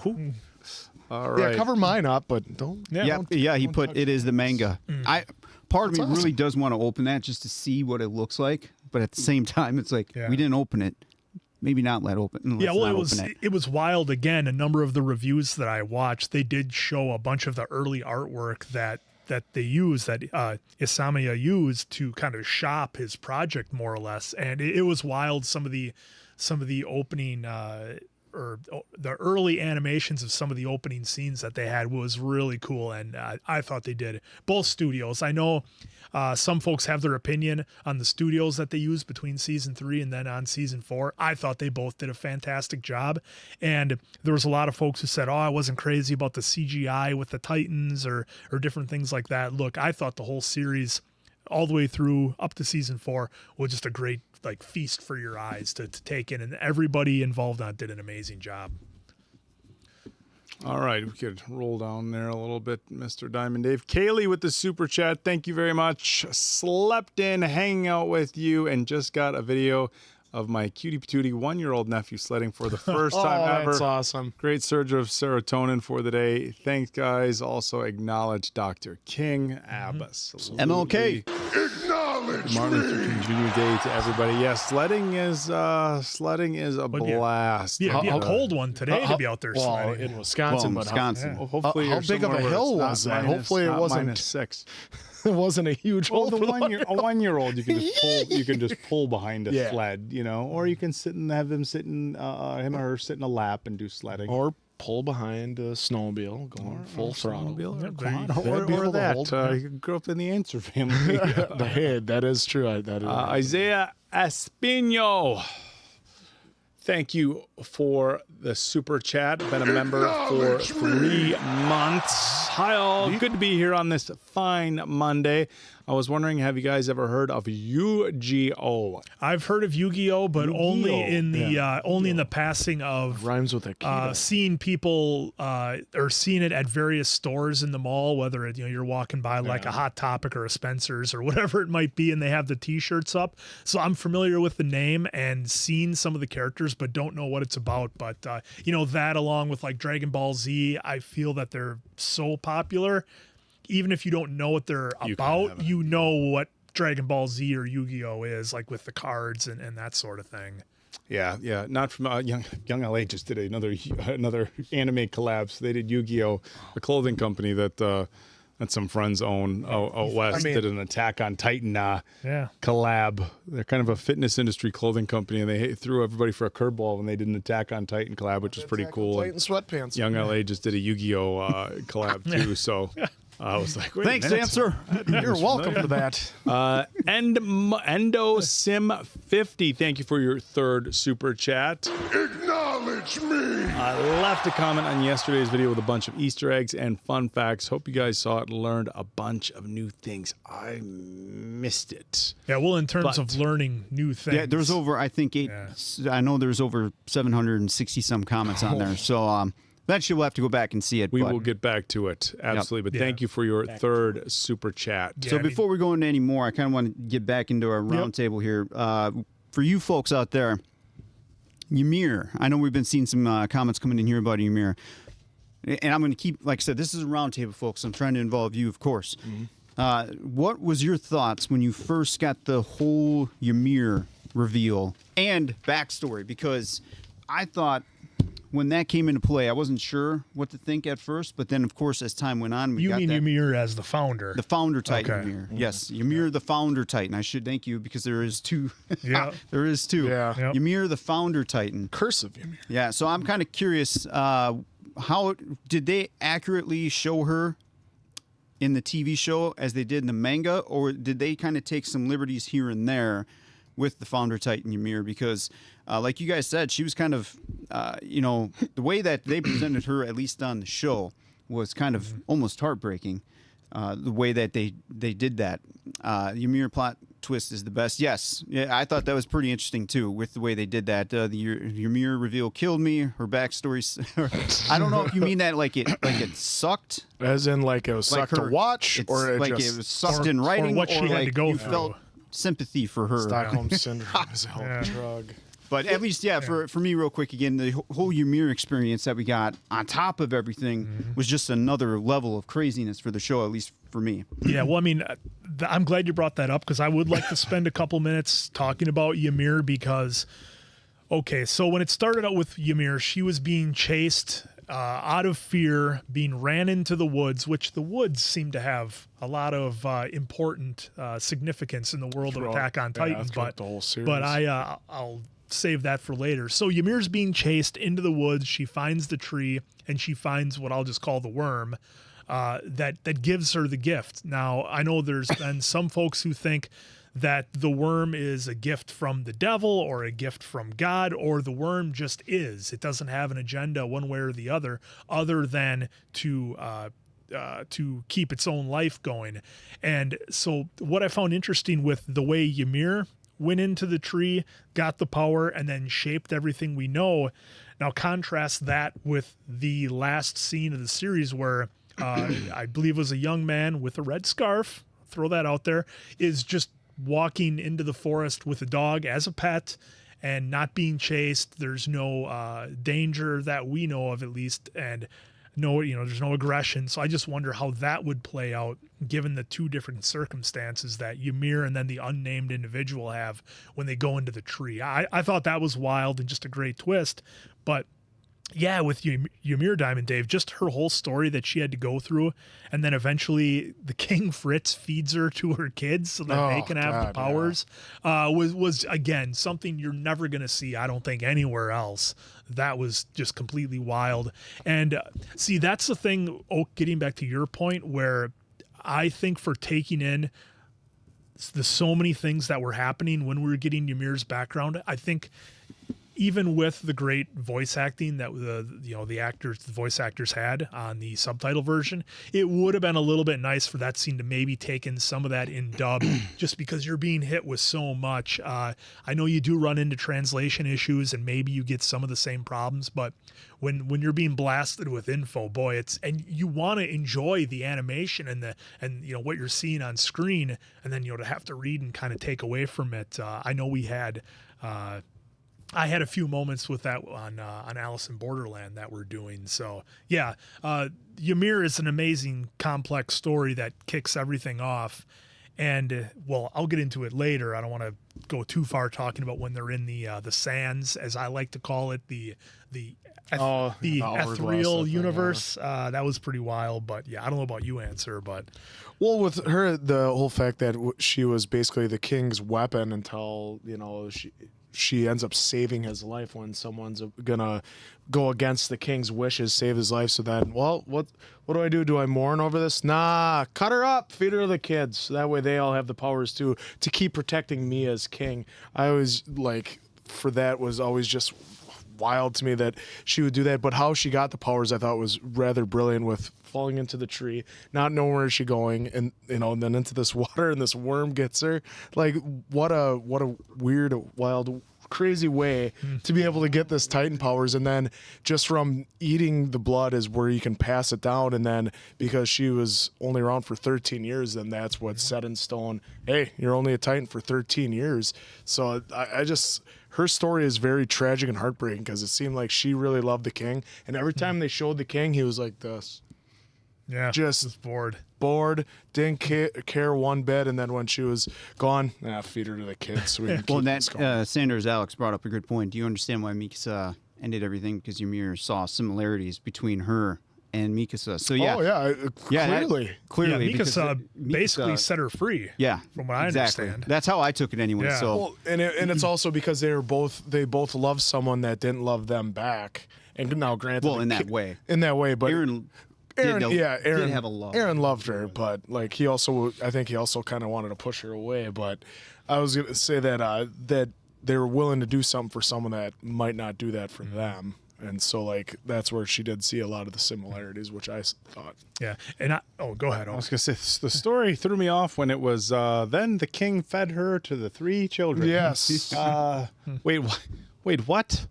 It seemed as if they knew they were consuming mother, and you have to be at least moderately concerned about how traumatic that would have been for 3 children. Look, mother had this power that I want you to inherit, and we don't know if you would have inherited genetically through birth as other things are inherited. So here's what we're going to do to try to ensure that you inherit it. We're just going to eat her. And again, I had talked earlier about how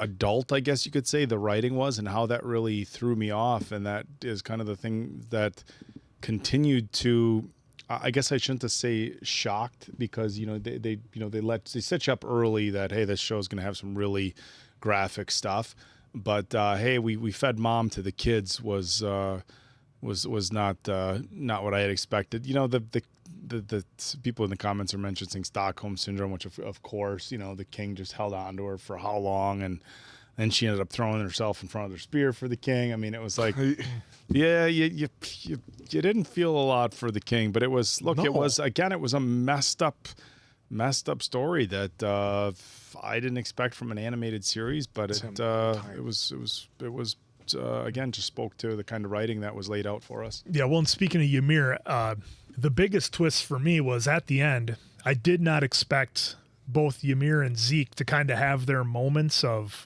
turning that allowed Mikasa to do what she had to do with Eren. That was something I did not see coming, just because of the way the setup was in the sands. I again, folks, one time watch, I forgot what they called that ethereal sand area where there was no time, no space. It was kind of was what it was. But I did not expect that twist to come at the end. And I was just like, wow, that really, really surprised me and threw me off that they were able to kind of get into Ymir's head a little bit and give her that option. So that was wild. Well, yeah, and then you got in season 2 still, you had the other Ymir. Like, I think that was her introduction was season 2. Correct me if I'm wrong on that. The paths, thank you. Yes, that's the paths. There we go. And then in season 2 we had Ymir's backstory. Didn't know what to think really at first about her, but then obviously as we progressed with her and Historia, we got to learn, at least for me, like, all right, I'm going to use the term babyface here with Historia, and the way that their relationship was too. What I found intriguing as the story progressed into season 3 and then season 4. Did you guys have any thoughts on Ymir when you first got introduced to her too? Well, I mean, I guess I'm glad you brought that up, because it kind of made me think about Historia and how I wanted more out of her character. I guess if I did have a complaint, I would have liked to have seen more out of Historia because of the way that she was built up and she became the queen, and then we really didn't get that much out of her, I thought, towards, in the end there in season 4. So that's one thing I would have liked to have more on. With Ymir, I didn't like that she had the same name as the founder, because it kind of throws you off a little bit. Yeah, as a new viewer, as somebody taking it in for the first time, reading the subtitles, look, I know they're different characters, but it just would have been nice if they could have had different names. Now, if it was done for, if she was called Ymir as well for a purpose into the story that I just missed, then that's totally cool. Then I'm fine with it. But her character was interesting in the path that she went through. I'm just remembering who was she with Annie when they were when it was like in the winter and they were trying to get to that cabin? Was that Ymir and Annie? No, I thought that was Historia, right? Or that was Historia. Yeah, because remember that Ymir loved, Okay. Yeah. loved her, yeah, like again, basically, and wanted to protect her, and that's why she even turned when they're all on top of the castle. And kind of gave Historia that reveal, if I remember right. Okay, that's on top of the castle. Then they had to turn. Yeah, so that was she was again. So have to forgive me for getting a few things mixed up there. Remember, fake Ymir was selected as a false Ymir to be worshipped. Okay, so yeah, some of these tidbits about Ymir coming into play. Yeah. Okay. See, that's a good refresher. So that's a reason why they would have the same name. False prophet. Yep. Okay. Yeah. Well. Okay. There you go. That was the purpose. She was worshipped as a second coming of founder Ymir. Yep. Oh yeah. I loved watching her backstory because what was a fake Ymir? What was her real name? Because remember they did the little backstory of her too, where like she was like teaching a little kid to read. Oh, that's right. Yeah. When I'm seeing all these things, she was part of a cult. That's right. Because remember, they did take us all the way back. Yeah, into that cave, right? It was the church too, if I remember right. Yeah, because it was in front of the church, and then they went in it. Yeah, and then she overheard never the tell us her real conversation. name. Oh, I thought they did. They never tell us her real name. Okay. I thought they did. Yep. Thank you for letting me know, though. Yeah, that works. And then two. Yeah, and then the end of season 2, or give or take, close to the end. Eren, we get to learn that coordinate power. Yeah. That was pretty cool too. With that for Eren. Well, we had no idea what coordinate meant. I remember we thought maybe it was something. We thought maybe something was messed up with the translation. Maybe it was supposed to be something else. Not knowing that, coordinates pretty close to what Eren is and what Zeke's ultimate plan was to use Eren for and to get him on his side. But yeah, see, like I said, season 2. This is the tough part for me. Diamond Dave is the master of knowing seasons and episodes of various shows. I am not. So many things run together for me. It's just based on your Walking Dead because you don't know if season 4 or episode 5. Walking Dead and Breaking Bad is really the only two. Yeah. Yeah. Not but, even The Office? No. I would think The Office you would be. No, that's way too many. but true. And they yeah, where were we? So, you were asking about the coordinate. About Yeah, 'cause Yeah. at the end, remember everyone's coming at him. He got that rage, and then he was able to boom, take everyone under control. That's where we kind of got the first. God, that was beginning season steps 2? Yeah, well, towards the end. God, I right, thought that folks? was- towards the end. I of thought it season was 2 or later. the end of season 2. But anyway, yeah, that was. See, I thought we were going to see that power again when he was essentially able to be the stop and do what I say. That was crazy, and the situation that Eren had to use it in, where he was like, oh, "Okay, everything is lost. This is my last chance. I got to figure out something to try to do this." Yeah, that was wild, and again, I thought that would come into play a little bit more. Yeah, season 2, episode 12. Okay, so it was way later in season 2. Okay. Yep. Yeah, I thought we were actually going to get more of the coordinate power that we saw there, more of it as we got into season 3. Not complaining that we didn't get it, but I just thought we were going to get more the way they kind of had that set up. And then going into season 3, that's where we get introduced to Kenny. That was a fun backstory, and then getting to learn more about Levi was where I was loving that. That was great because we knew and loved him already, and we already knew he was a badass, but we didn't know his full story. Well, and then also getting that whole thing with Kenny too. We get that what I would refer to as badass introduction, and then as that progressed into what we got of Kenny, and then of course the story following where Kenny was actually watching over Levi at a certain point. Yeah, because they started all was out just amazing. They started out with Kenny, if I'm remembering correctly, being pretty heartless and not being afraid to slit somebody's throat if that had to happen.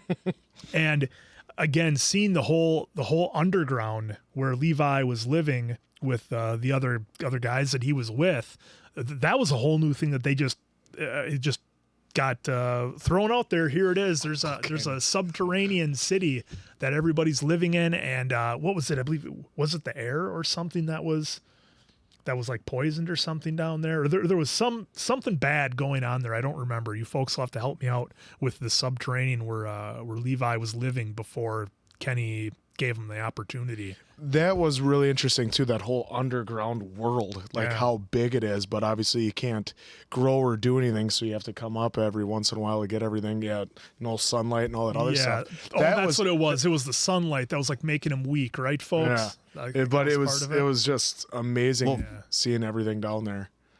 That there was a whole another world.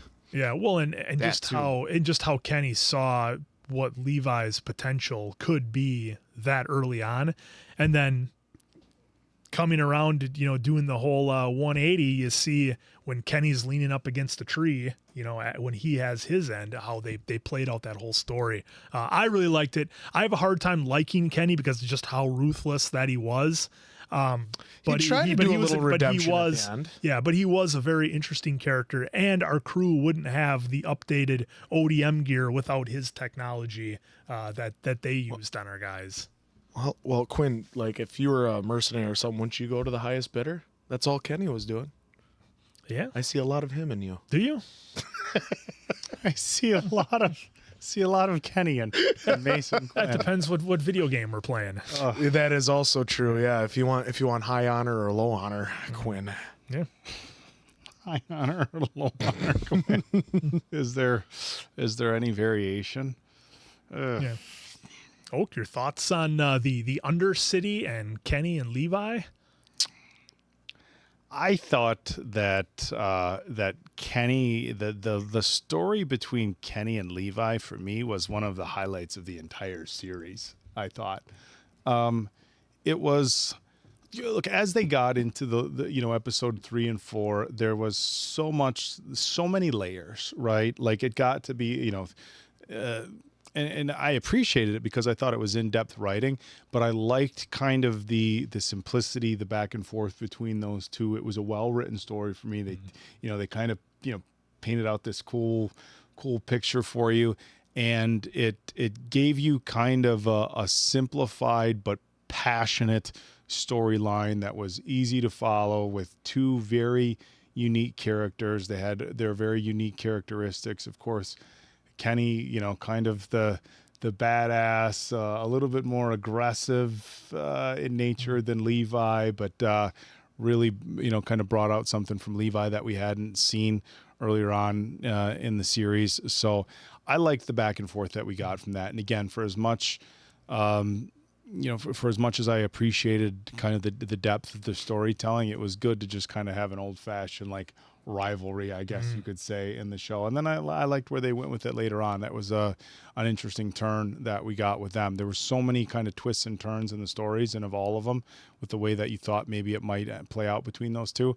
I liked it. So, and then of course, the one thing that we really got from it was the line that we used so often throughout the course of this series. And I was at Culver's, a local just burger joint, the other day, and somebody had a Scout Regiment shirt on, and it just went through my head. I'm like, do I just go like this, or if I had the urge so bad to just holler out in the middle of the restaurant, Kenny, and you'd imagine somebody with a Scout Regiment T-shirt on would catch that right away, but I'm like, man, if they don't get it, then I'm just a weirdo. Then I'm just the weirdo. Yeah. So I just did the hey, love this shirt, and I regretted it.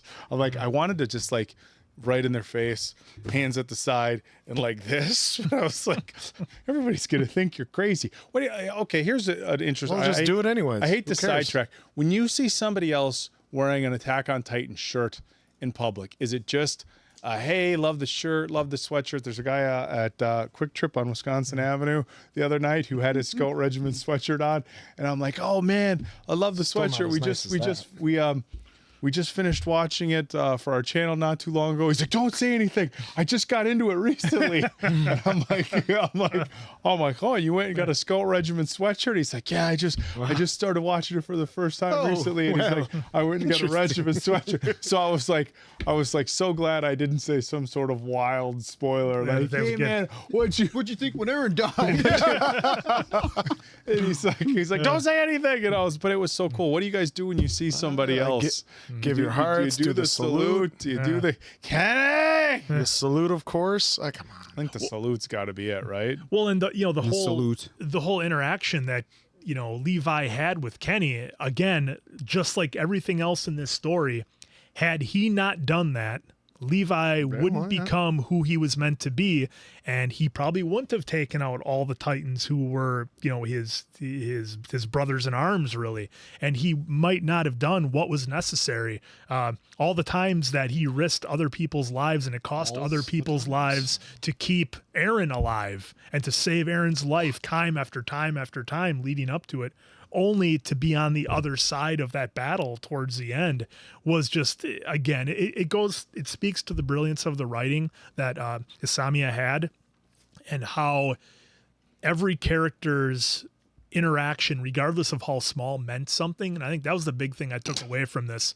was that every interaction that people had, even Oak snarking over here trying to throw me off my train of thought, but it will not happen, I will stay strong. Every interaction meant something with every character, and nothing was done by accident, and everything was purposeful. That's what I really liked about this show. So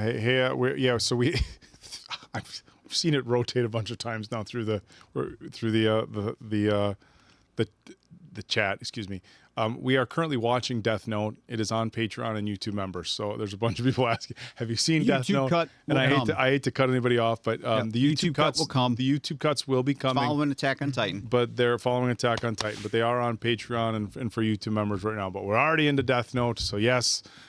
We've mentioned it a handful of times, but we do recognize that there are new people jumping into the live who didn't catch that earlier on. So maybe every 10 minutes or so, we could just jump in and say, hey, just a heads up, we are currently watching Death Note. It's on Patreon and for YouTube members. Well, so, to kind of keep it and loving it. That's the only thing I'll say. Loving it. To keep it in the season 3 realm too, we got Historia's background. Yep. Which I thought was pretty. That one was another. And of all the things that throw you through for a little bit of a loop when you're first introduced to this, Historia's background, or her backstory too, is actually pretty interesting. The way that her tragic past was revealed, including her strain with her strained relationship with her family, and eventually accept her role as a queen. I thought was pretty interesting too. And then I feel like we got the big push, and of course, you folks let me know if I'm wrong here, but I feel like we got a big push on Historia, and then that kind of gave us like the main pieces. She kind of got put off to the side a little bit, which I get it. Season 4 was just a jam-packed season, but I feel like once we got it, it was like, okay, we got you this. Now we're going to come over here, which I assume that's probably part of the Magna too there a little bit. So let me know on that. But yeah, I totally agree with you, Diamond Dave. Because that was my biggest complaint with Astoria, is that I felt like she was getting built to something really big, and yeah, she became the queen, but then it was just kind of, she's the queen, and she's off doing queen things. She's pregnant. That's it. I expected a lot more out of her character. PC principle. All right. Sorry, guys. Just sidetracked. No, go ahead. I didn't mean to cut off your thought there. Oh, well, no, I was just saying that I expected more out of his story. I thought they did it because they put all the work in to her backstory and gave us all of that.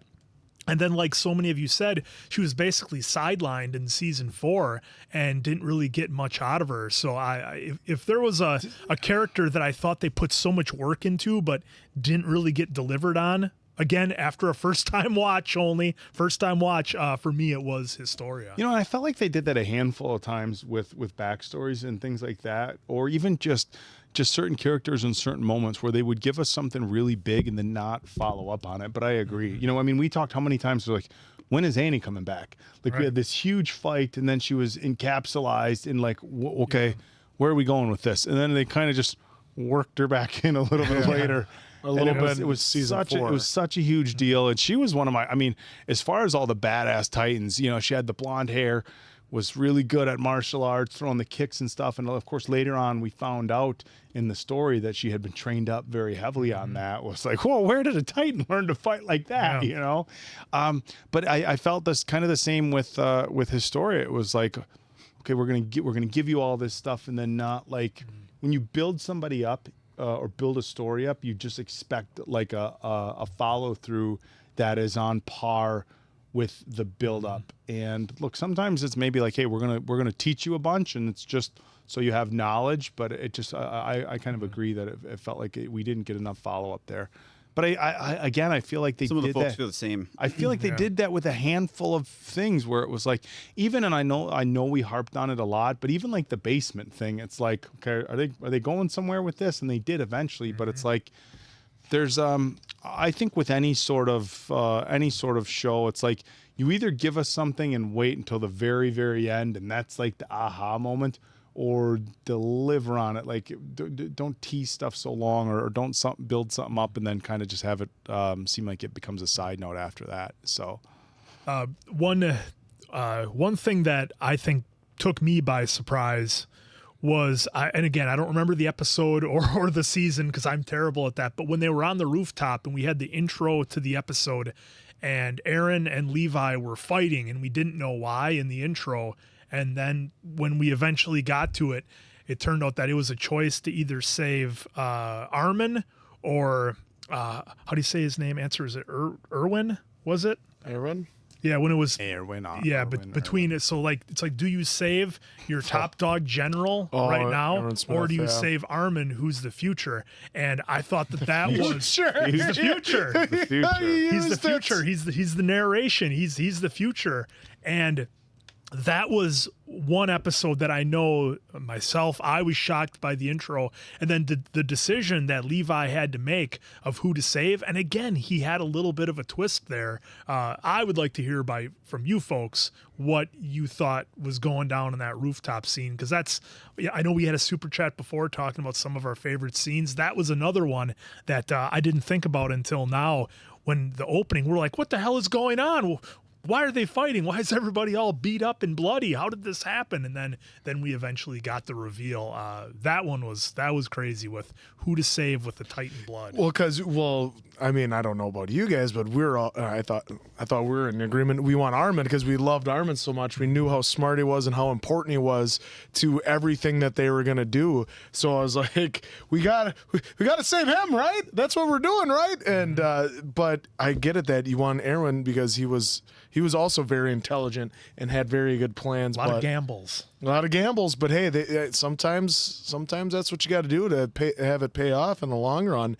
And so it was important for him to say, "Hey, no, don't save me. Like, no, go with Armin." And we were all happy for it. But then immediately, because Eren and Mikasa, I think it was the wrong choice, and they get thrown in jail right away. Yeah. Well, and even the weight that Armin then had to carry for the rest of the series of being the one who was saved.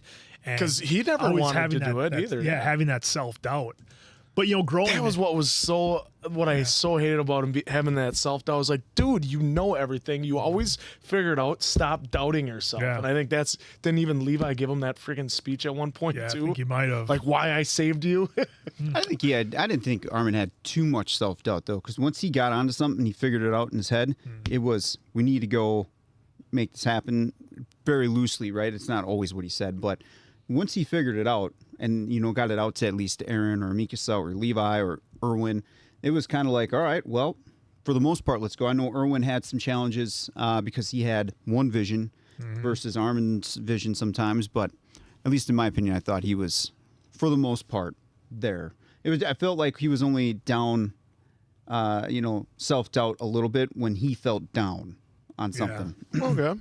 Yeah, because there was a number of times where Armin was trying to figure something out, and he'd be running through the scenarios in his head, and you couldn't figure it out. And then I don't remember when it was done, but I do recall they kind of left us with not knowing, and then we went into the battle or the scene, and then Armin eventually had it figured out, and we learned after the fact that he had put it together. So again, another amazing character arc with Armin going from kind of I guess you'd say the meek or the kind of the real reserved character that he was, and to end up becoming essentially the general who kind of put everything into place and came up with so many of the ideas. Well, and then the whole Rod Reese thing. So after that all happened down in that cave, where he tried to reclaim the Founding Titan, where Eren was all strapped up and everything.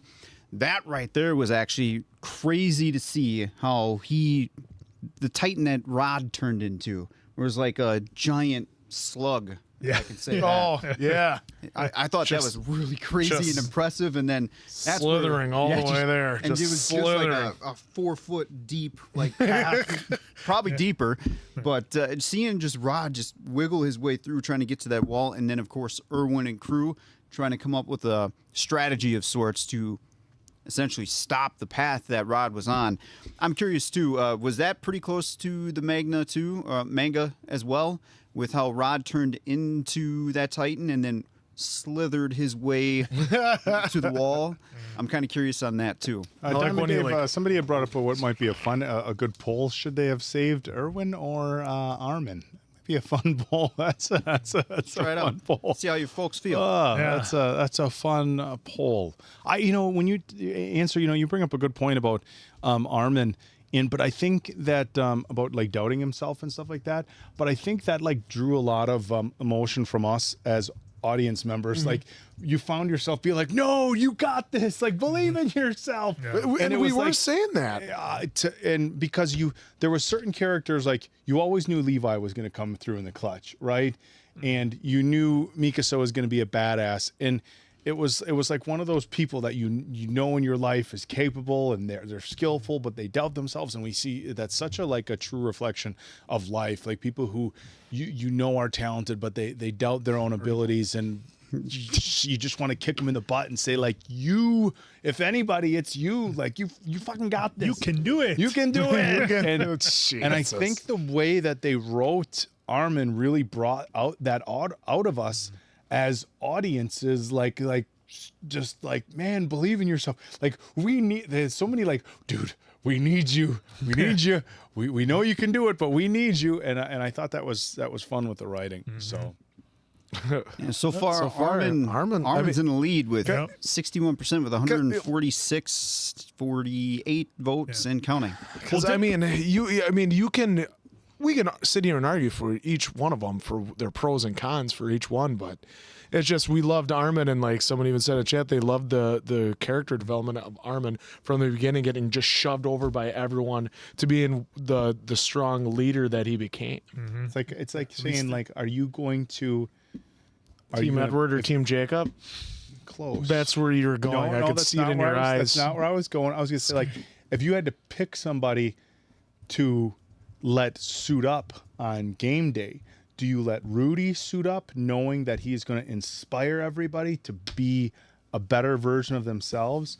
Or do you have your quarterback suit up knowing that he's actually more skilled and is going to have more impact on that side? I would never besmirch Armin by comparing him to that slug Rudy who just connived his way on the team by whining and crying.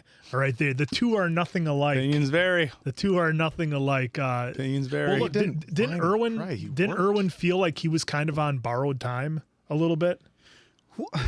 And I'm asking you guys and the chat because I thought there was a reason. I thought there was a reason that Erwin, he seemed to, I don't want to say he was a fatalist, but I think he thought his time was going to come eventually. Like one of his gambles wasn't going to work out or something was going to go wrong. And I thought that Erwin would have, maybe he did, or he would have wanted Armin to be the one who would live. So again, that's something I would have to lean into the chat. Well, yeah, but if he takes the injection, he's got a guaranteed 13 years unless he does a really bad gamble and then Eren eats him. So yeah. I get your point. Yeah, that's the thing. Yeah, he just wanted to go to the basement because that was the last thing for Erwin. We got Urin in the. I know. I acknowledged. Who's Urin? I acknowledged. Dave did acknowledge. I acknowledged a spelling error in there. Acknowledge your spelling error. Acknowledge me. But I mean, 61-39. That's. I mean, it's 60-40. I mean, I voted right away for Armin. To me, just because I feel like yeah, I did. I voted right away. It would. If I was in the moment in this story, I don't know what I would have done because Erwin has a great command. He's got a great brain as well. Armin just seemed to get at least in my opinion, just one or two things a little bit different that seemed to always work. Not that Erwin was ever wrong that I can remember. It almost became down to, all right, who's just a little bit more right. They were both really good. Again, Erwin, especially on his charge and the way he gave that speech, that was let's go run through a wall moment right there. But I don't know. To me, it's still tough even now, knowing what we know. It's like, would Erwin do what Armin has done in that final season, or would have been different just because of his experiences? There's people that are saying in there too that Erwin would have been a number one Jaegerist. So then it would have the shit would have really gone down. That would really wrecked everybody. Well, that's an interesting opinion. Everything happened, like I said, in this show, everything happens for an absolute reason and purpose. Yeah, that's a good point too. Erwin's job is to know the truth. So, but when they were in that position, it was, Erwin had a good idea that this was going to be his literally last ride because they were not in a favorable spot at all. Yeah, it would be Connie. Huh? God. Anytime I hear a show or anything that we watch, like we were watching Allison in Borderlands, someone went, huh? I immediately thought of Connie. I was like, that's Connie right there. Huh? Well, and now into season 4. I mean, season 4 was just... Well, we got to talk about Hanji then, don't we? Well, yeah, but of course we got to talk about Hanji, and we kind of skipped over her findings, but rewinding back now to Hanji, she had the most positive energy that I related to quite a bit, because I feel like in real life on a team, that's what I would want, is that crazy energetic positivity that even though things look like shit, there's always that one person like, hey, glass is always half full, Diamond Dave. We acknowledge this looks like shit, but now if we could try this, what will happen? Just even that sense of curiosity to that Hanji always had. That's why I liked her so much. The power of positivity. Power of positivity only lasts so long until you actually got to be like, all right, here's the realistic situation. You go 1, 2, 3, 4 different ways. Let's discuss those ways. Wasn't that New Day for a little bit? There's the power of positivity. There's Titans stomping for me, and I got to figure out something. Well, the way that Hanji went out, and I know I'm kind of skipping ahead here because it's fresh in my mind, but the way that Hanji went out, and then the way that she got to see everybody who had fallen and was taken out for the cause, so to speak. I liked how they did that because we never really saw that, and I was glad that we got to see Hanji with everybody else. That was a pretty rewarding death if there had to be one, and if she had to go out, I was okay with the way that happened. And Hanji, when then she sees all the other fallen soldiers. Yeah, that's what I was talking about. Oh, yeah. man, that's awesome. You go out like a hero. Hey, That's she the way went out like a hero for sure. That's the way to do it. I mean, well, it was. I think made me think of like all the other movies and TV shows where you get somebody just going out like they. I won't even say any spoilers, just because I think there's one show we have to watch yet on this channel that I don't want to spoil. But there's other big shows where people go out like heroes that made me. That moment reminded me of those. Executive Decision with Seagal.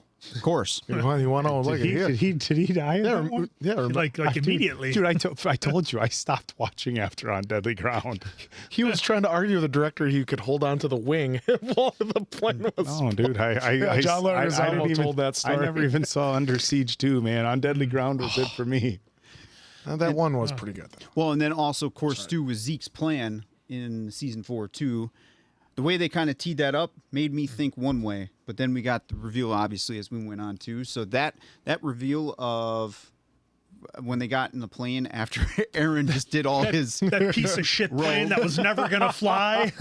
Where we lost Sasha, by the way. The flying boat. The flying boat. Flying boat. What a unique thing. It's gonna fly, It's a I flying swear. boat. Well, they didn't have a name airplane at the time, so they called it a flying boat. No, that was Travel vessel. That was a twist with Zeke. Well, that's how much of a What twist it happens when you is. slam those two words together. No, like I said, Zeke's whole character, from being so sure on what he was doing to not at all, and then to at the end kind of have the revelation that he did just before he was taken out, was really wild because, we got teased with him for how many episodes and how many seasons. Like, who is this guy? Who is this beast titan? What's his capability that he has?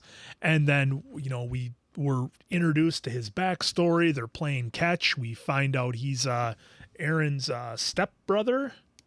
Yeah, I guess it'd be stepbrother. Yeah, well, it's his dad's first wife, right? Yeah, dad's first wife's kid. So yeah, that whole revelation was wild. And So still close in saying that it was a father. Well, I'm saying for his. Yeah. his guess. Still way off, though. But yeah, and that's the thing with, and then again, that was some things that we had as watching it. We're like, oh man, is Zeke actually right here? As we got further into season 4, because with him and Eren not being on the same page, and again, that scene that they had in the path where they were kind of going one-on-one against each other a little bit.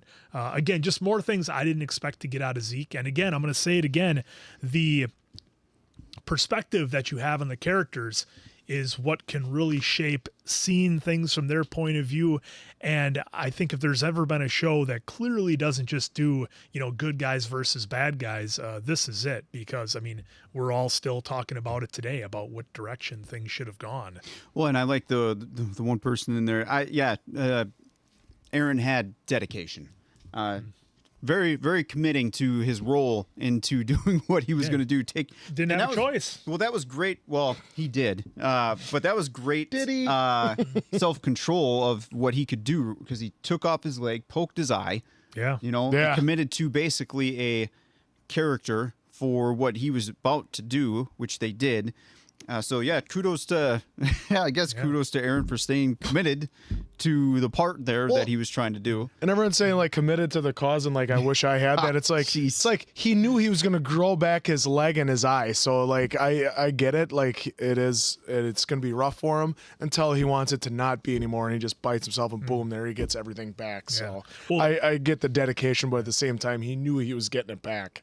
And I did like the comment that Shadow Games had there about Zeke underestimating both Eren and Levi.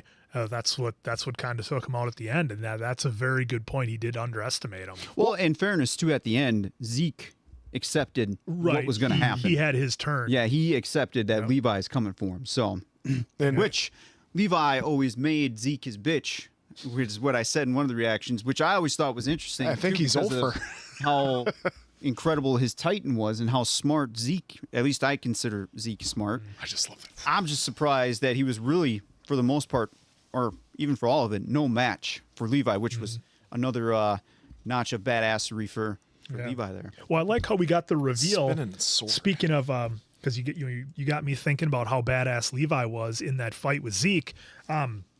I like how they explored the Ackerman ability a little bit, because all we had for so long was that one scene in the cabin when Eren and Mikasa were kids, and Mikasa had like that crazy moment where like she pushed down and like it broke the floorboards and stuff, and we never really explored much beyond that until we got into way later seasons where, talking about the powers that the Ackermans have, what they're immune to the Titan form. They can't be turned into Titans, I believe, was one of the things. So I like how we got to learn a little bit more about them and what they were capable of, even if it took a while for the explanation with Mikasa to finally come along by season 3, season 4. Yeah, and so speaking of part 1 of season 4, Gabi, I made my thoughts pretty clear on the reactions. We all did. That I just, again, it was annoying at first, right, that she was that way, but she was that way because of certain things that were being taught. I, again, was just hoping that she would just take 30 seconds to stop and try to understand what everyone else was trying to tell her. But she did, so kudos to Gabi for eventually, she took the hard way to finally come to the realization that there was just more than what she was being taught. Still don't like her for what she did on the plane. Yeah, We lost Sasha because of her, but Because she loved her.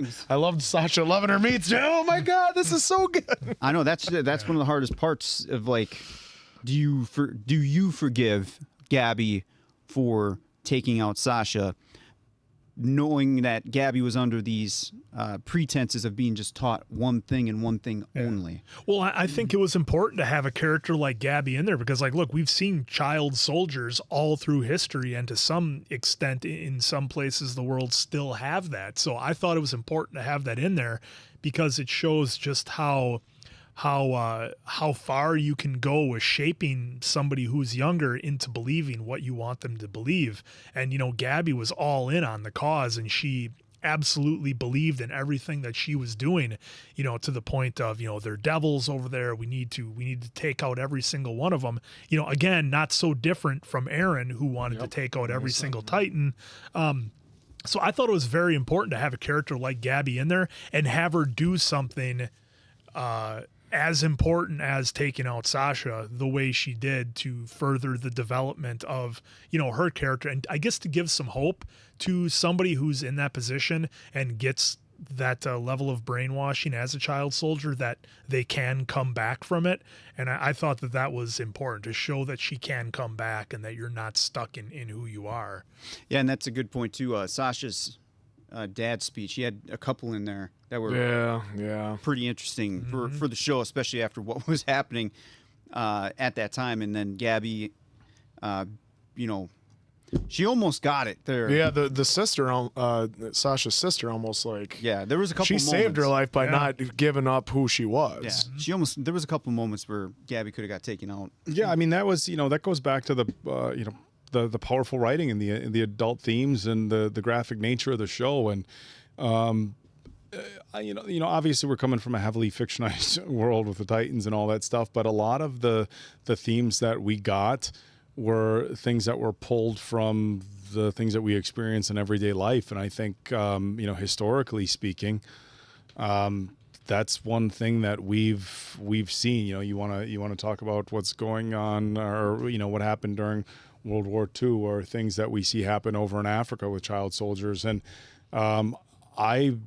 it was hard. Obviously, it was traumatic, but it was hard to hold a child responsible for that sort of behavior, because at that age, are you truly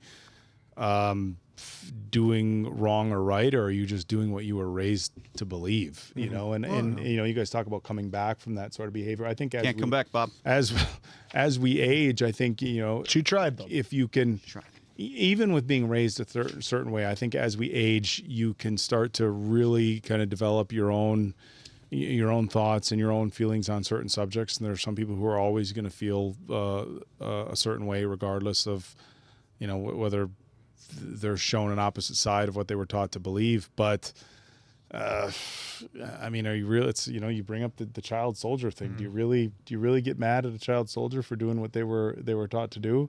You know, part of you just kind of has to chalk it up to this is war, and this is the nature of human beings, and you look at it, it's a very sad situation that she was raised in such a manner to think that, but it's a harsh reality. And again, it just goes back to kind of praising the writing, that they were willing to touch on very difficult subjects like that, knowing that people are going to, you know, dislike a character who, should you be disliking them or more just disliking the situation? Yeah, and I mean, and yes, Gabi took out Sasha, but again, to spin that around, you can say, well, how many people were taken out? How many of, you know, people did Gabi know were taken out when they came with that attack, and they were, you know, dropping them out of the sky, and Eren was attacking and everything, and they were pulling them out of the airships? You know, again, it's just like, how many people on your side were taken out, you know? So it's like, yes, she took out Sasha, which is a character that we love, but how many Sashas were killed during that attack and that invasion and the war in general? So again, to your point, Oak, you can certainly, I think at least, if not forgive, you can understand where Gabi's coming from. Very much so. But hey, we got Alana Myers, another mod in here, so thank you for helping us thanks out for joining, today. Alana. Yep. Just got here. With the so as we progress, again, we're not hitting everything, as we stated 'Cause in the that would beginning. take a long time. We'd be here for probably a week straight. So part of in season 4 too was how Eren started the alliances. Or I say Eren started the alliances, but you know, like you folks have been saying here, the Jaegerists in the chat here, right? Because that's what they were saying in the show. That to me kind of came out of nowhere. Well, I shouldn't say not out of nowhere, because it was progressing, right? But I was still kind of shocked at and I liked, as the viewer, being put in that position of like, what is he doing? You know, questioning everything, almost questioning everybody, because everyone was. It's like, so much was getting thrown at us, you know, for being our first time. So much is getting thrown at you that you're just like, okay, Eren's doing this, Armin's doing that. We lost all these folks. This is what's going to happen. We got Marley over here. We got these people trying to talk to Mikasa over here about her legacy. You know, X, Y, and Z, right? So this whole thing of Eren declaring war, forming alliances was interesting as well. Because, again, I wasn't really anticipating that much that quick. Yeah, the multiple groups were our core group of 3, Eren, Armin, and Mikasa, were kind of splintered.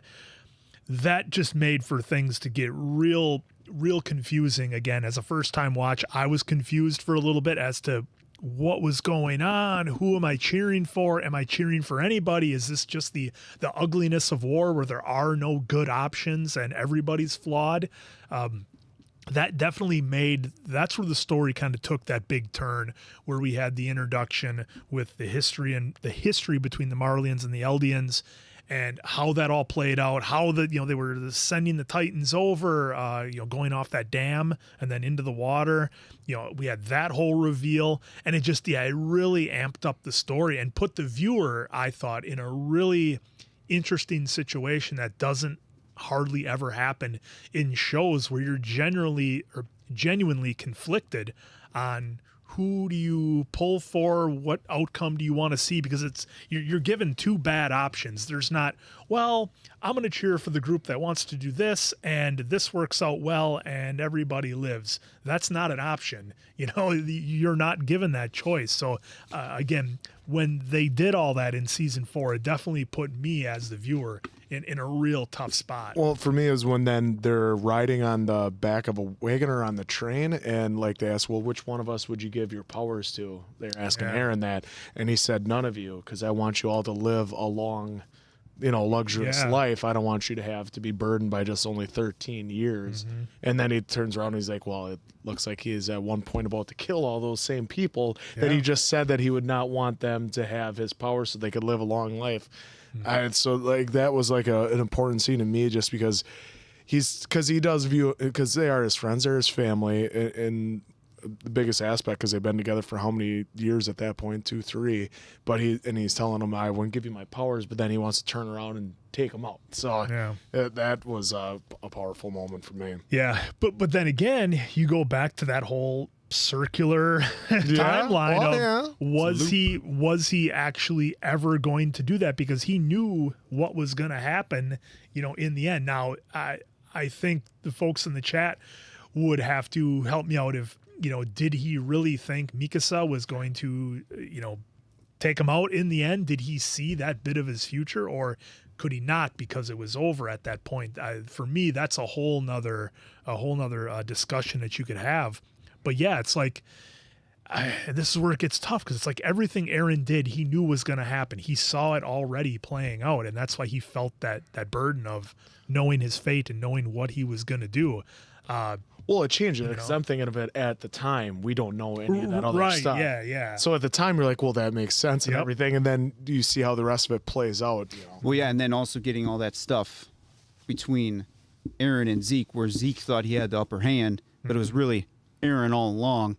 So that, too, was just a wild twist in itself, I thought, because I wasn't seeing that coming. I thought for sure Zeke had the upper hand. You mean the reveal when they were back in the city and when Zeke they were just found out that was Eren? Well, during that whole mind warp, I won't call it. Well, it was kind of like a time, going back in time a little bit. However that's labeled in the show. Where Zeke took him on the path? Eren took Zeke? I thought it was Eren taking Zeke. Or either way, whoever took I whoever thought it started out as Zeke, and then it turned out that it was Eren, like, doing it to him. Which was great, because I remember Zeke going, what is going on here? He's like, you thought you could get me with that, huh? Yeah. Yeah, it was Eren being one step ahead, even though it came off as Zeke having to be a step ahead. So that, I thought that was pretty unique how they did that. Double crossing in the paths. Yeah, that was because that was like our Christmas Story, or It's a Wonderful Life, or our Scrooged moment was when Eren was kind of being walked through everything, and then he does the flip at the end. That was great. Well, and then we get Eren's death, Mikasa delivering the final blow. The long dream that's been referred to as, I think. I thought that was pretty unique. And I like how they did that too. Mikasa should have been the one doing it. If anyone, it should have been her or Armin. But I did like how they did that, especially with the quick. They had a nice build up, and then it was kind of like you saw it, but then boom, they kind of come back. So I really did like how they had Mikasa do the final blow, we'll call it, to Eren, and then basically ended the journey, so to speak. And the thing I want to pitch to you guys and all of you out there as well. So when they had the long dream with Eren and Mikasa, and Eren was, at the cabin sitting there, and they had kind of, talked about everything, was that like an interstellar moment? Because to me, that's what I thought, where I thought for that time, which took, let's say, 2 minutes in the real world, I thought they had lived for a number of years, and they lived their life, and they did whatever they were going to do. And it was like that interstellar alternate dimension, time goes slower here kind of thing. Was I right on that? Or did you guys have any thoughts there when they essentially showed Mikasa and Eren living together? Did that actually happen in his subconscious, where he made that happen, or was it like I personally think it was just he made that happen because he knew it couldn't really happen. So I think he just made that happen subconsciously of like what was possible. And what was possible, but he obviously knew that's not going to happen in real life because it just can't. Okay. Yeah, it looks like some folks are saying it was Fabricated by his memories. memories. Yeah, longer time in the past. Interstellar. Yes, that's what I was But thinking. Kind of an interstellar same concept, type thing. And that was like the one bit of happiness that they had, throughout the whole series, really, that actually lasted. And then how does it end? The ending everybody wanted. Yeah, it was right there. They show it to us, and they're like, "Yeah, sorry, nah, that's not happening." Mikasa's gonna take his head off, like the praying mantis that she is, And then give it and seal it with a kiss. Well, and then of course that whole time lapse when we see Mikasa show back up to the tree. I thought from that point until the very end where we saw a black screen was that alone you could spend probably 2 days talking about because of the social commentary just alone on it. But the way that they did the time lapse and just beautifully showing Mikasa's just the hands with the flowers for her for her passing, and then showing the future generations is how I took it, because we saw a whole new city being built only to get torn back down to reflect what could be is real world. Well, do we want to talk about right now then kind of the whole cycle, the whole cycle of violence of how, like, look, despite everything, you can say Eren, Mikasa, Armin, everybody involved, despite all their best efforts, humanity, the world is going to end up doing the cycle all over again, where it fights and destroys itself, and there's always going to be battling. I forget what it was that we watched, but it was something along the lines of there's always going to be some type of war until there's only one person left in the world, because then they have nobody to fight with. I don't recall what that was from, but I thought it was something we watched here relatively recently. But yeah, I mean, just the fact that the whole cycle, it just starts over again. And the only hope that I have is, like, yes, we had the fast forwarding of seeing the wars, but I don't think that was necessarily wars with Titans. I think that was more of what we would normally think of as war and battle. It wasn't until the young man, at least I think, and his dog go into the tree where we're like, oh shit, the whole thing's starting over again. Is interesting too, because some folks thought the same as you, but then there were some folks that didn't think anything was going to happen from it. Yeah. To me, it was just way too symbolic of where Ymir went into the tree. Almost looked exactly the same. Look, the character didn't have to have a red scarf for any other reason than, I think, to draw maybe some type of parallel or a bloodline, if you will, but between Mikasa. I mean, because acknowledge me. How would it play out if that character that went into that tree, which would maybe eventually find the worm, what if that character was an Ackerman or had the Ackerman bloodline? How would that affect everything? Because I believe we know that Ackermans can't become Titans. So again, that's something else I would like to hear what all you folks in the chat think about that. Now, some folks think the boy and the dog were Titans fighting on it. Oh, that could be great. Titans fighting on Eren's back. The history just always repeats itself, and so, like, it just seems like no matter what you do, if you try to save it now, you might, but then in a few years, is this maybe a century or something later down the line, it goes back to being a total battle. Like I said, it's the frustration of, we went through all that and we lost all this life on whatever side. Is there even sides? I don't know. Yeah. But we lost all that life, and it's just going to happen again. It is inevitable. Inevitable. Yeah, I took that as kind of the cycle starting over again. Is exactly what I took it as. The tree. I mean, very, very similar. The opening in the tree, the young child going in. No, granted, the child was going in under. They didn't show him being chased going in, but we don't know that he wasn't looking for shelter, or that there, just because somebody wasn't He actually just looked curious. running in the scene. Like, hey, maybe this is a place to hide from whatever is happening. Obviously, things in the outside world weren't great.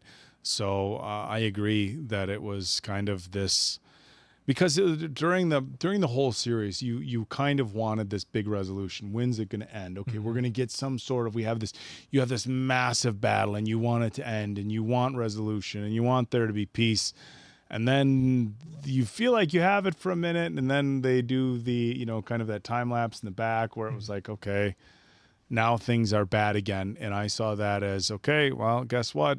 Here come the Titans again. Yep. And the whole thing's about to start over.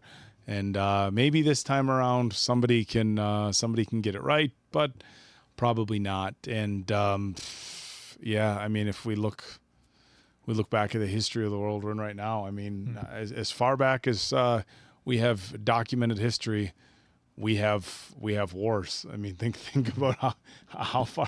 Unless there's one person. How far back can we go? That's how far back that we have wars and battles and technology and battle tactics change, which they showed too, right? Yeah. They kind of showed the cities developing in what looked like a very futuristic type city. Yeah. Well, and just to jump in on that point real quick, I liked how they showed in season 4 the question of like, was the Titans' time coming to an end because of technology? Because of technology, right? You know, where earlier on they were fighting them with, cannons and stuff Muskets, like that, yeah. muskets and cannons, which. I still the one Titan defense where it was basically here, come put your head in here and we'll drop this giant thing on your neck. Yeah. Just It worked. line them Worked up on a couple of them. Yeah, line them up as long as the line can get. But yeah, it was a very, very powerful ending that was very reflective of actual things happening. Yeah, and I just in this world. I just wonder, because we had that scene where they showed everything advancing. I just wonder how far advanced the technology would have to get to the point where the Titans would essentially be rendered useless. Because, like, look, when Eren was doing the rumbling and the colossal Titans were coming, they threw every single thing they had. Essentially, the world threw everything they had at the colossal Titans, and it didn't even make a dent. matter. Didn't make it done. Well, yeah. I think Well, just look at Armin just turning into the colossal Titan is like a nuke going off. Yeah. I mean, it essentially. could be represented. Obviously here on Earth we have wars that are waged with humans, but we've had plenty of movies and TV shows that have talked about if we had a war with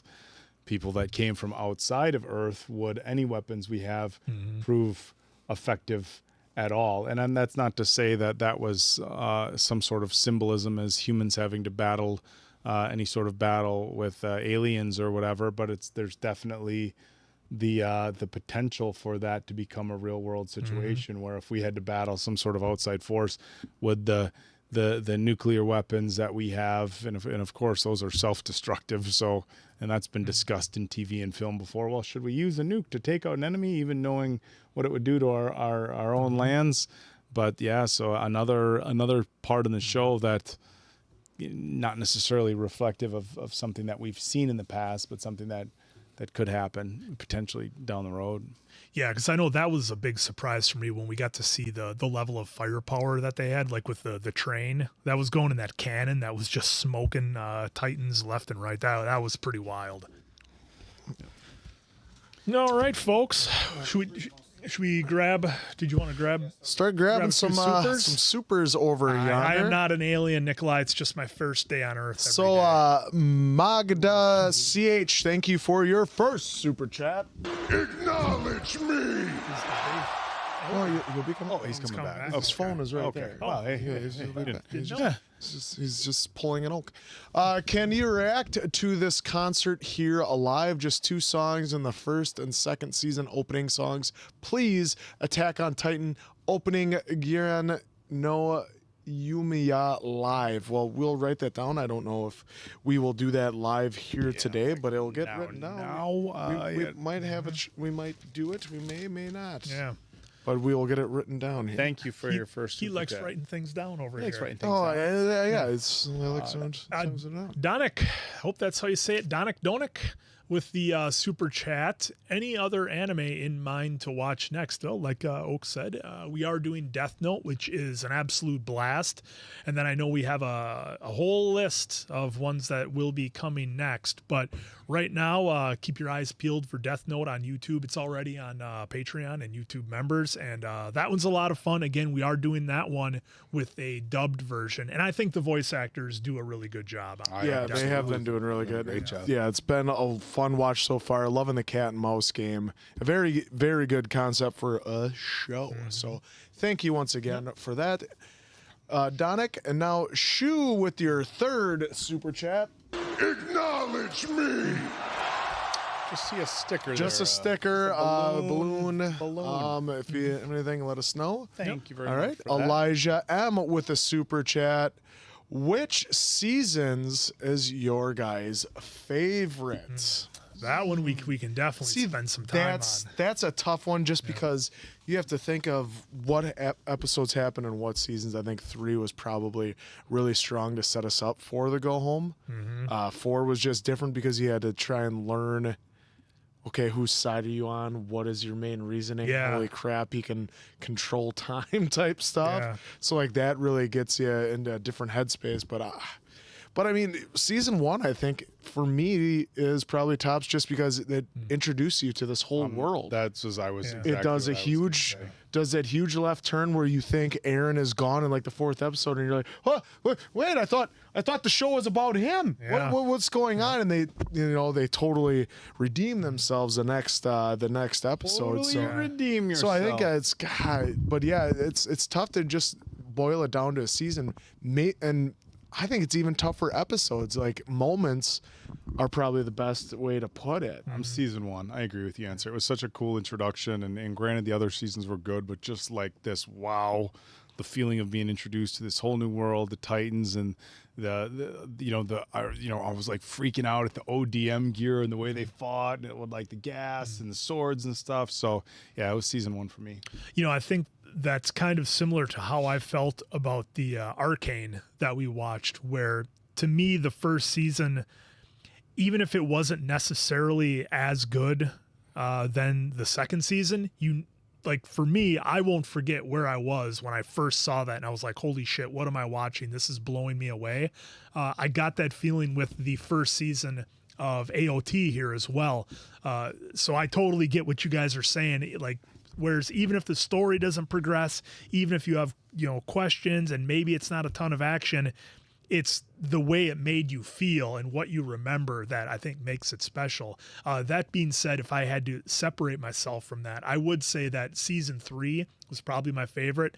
And with having the big finish where they finally get to the ocean, you think everything is going to be fine and it's all going to work out. Nope. And then you get the big twist on 4. So yeah, for me, I love season 3. It seemed like everybody was kind of peaking at that level.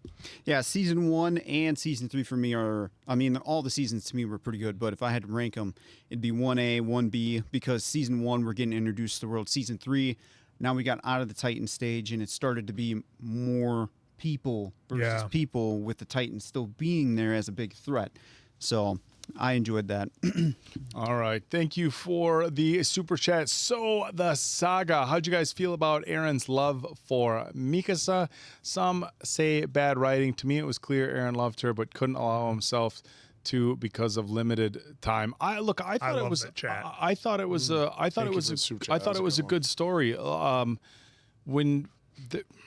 It's easy to write a story about two people who are in love and whatever there is, but when you have somebody who wants to be with somebody, but there's major conflict in their life and they realize it's probably best for the other person not to go that route, that's good writing. And it was a complicated love story. You were waiting for it to pan out. You felt like it was very one-sided at times, but I thought the writing was great. So I can understand why some people might say bad writing, so I'm not going to argue on that one, but I thought it was good. Yeah, for me, I really liked the complicated relationship that Eren and Mikasa had, because when you're watching it live, you're thinking like, guy, what's the problem? She's right there. She's like the greatest girl in the whole world. Like, what's your problem, right? But we then find out later on, once Eren becomes a little bit older and he gets to the point where he would probably have a relationship with Mikasa, we find out why he doesn't or why he won't. And it's because he knows the future. He knows what's going to come. And he's kind of, again, he's handcuffed by that fate that he feels that he can't change. So I think it's brilliant when you're able to look at it from a retrospective point of view and why it was the way it was. Yeah, someone had in there too. I don't think he ever cared for her romantically, except for maybe that last episode where they lived together the final 4 years. 4 years So otherwise, it paths. looked like, yeah, he cared about her, but it looked like he viewed her as like his sister, his best friend, that it was never in that aspect. But then in the last episode, or those last episodes where they lived their future for the next 4 years, as someone pointed out in the chat, yeah, you can see that they did maybe were romantically together, but I just never saw that on his end. I knew Mikasa loved him and would do anything for him, as we saw time and time again, and how much, you know, she was heartbroken when he got taken out in that 5th episode of the entire series. So yeah, I just don't think it was ever the same on both sides until maybe the end. Yeah, well, and there was so much going on Well, yeah. you're constantly running I in thought fear for there your for a life. while- Who has time for a Well, relationship? I thought there for a while too. I thought he was kind of pining for Historia there for a little bit too. It seemed like. Yeah, there was a moment there. I could see that. All right, Dave. Yeah, you wanna with touch on that one? I was part of the camp that was hoping that they would I get a wish they relationship, would, but I yes. do understand that we didn't get one.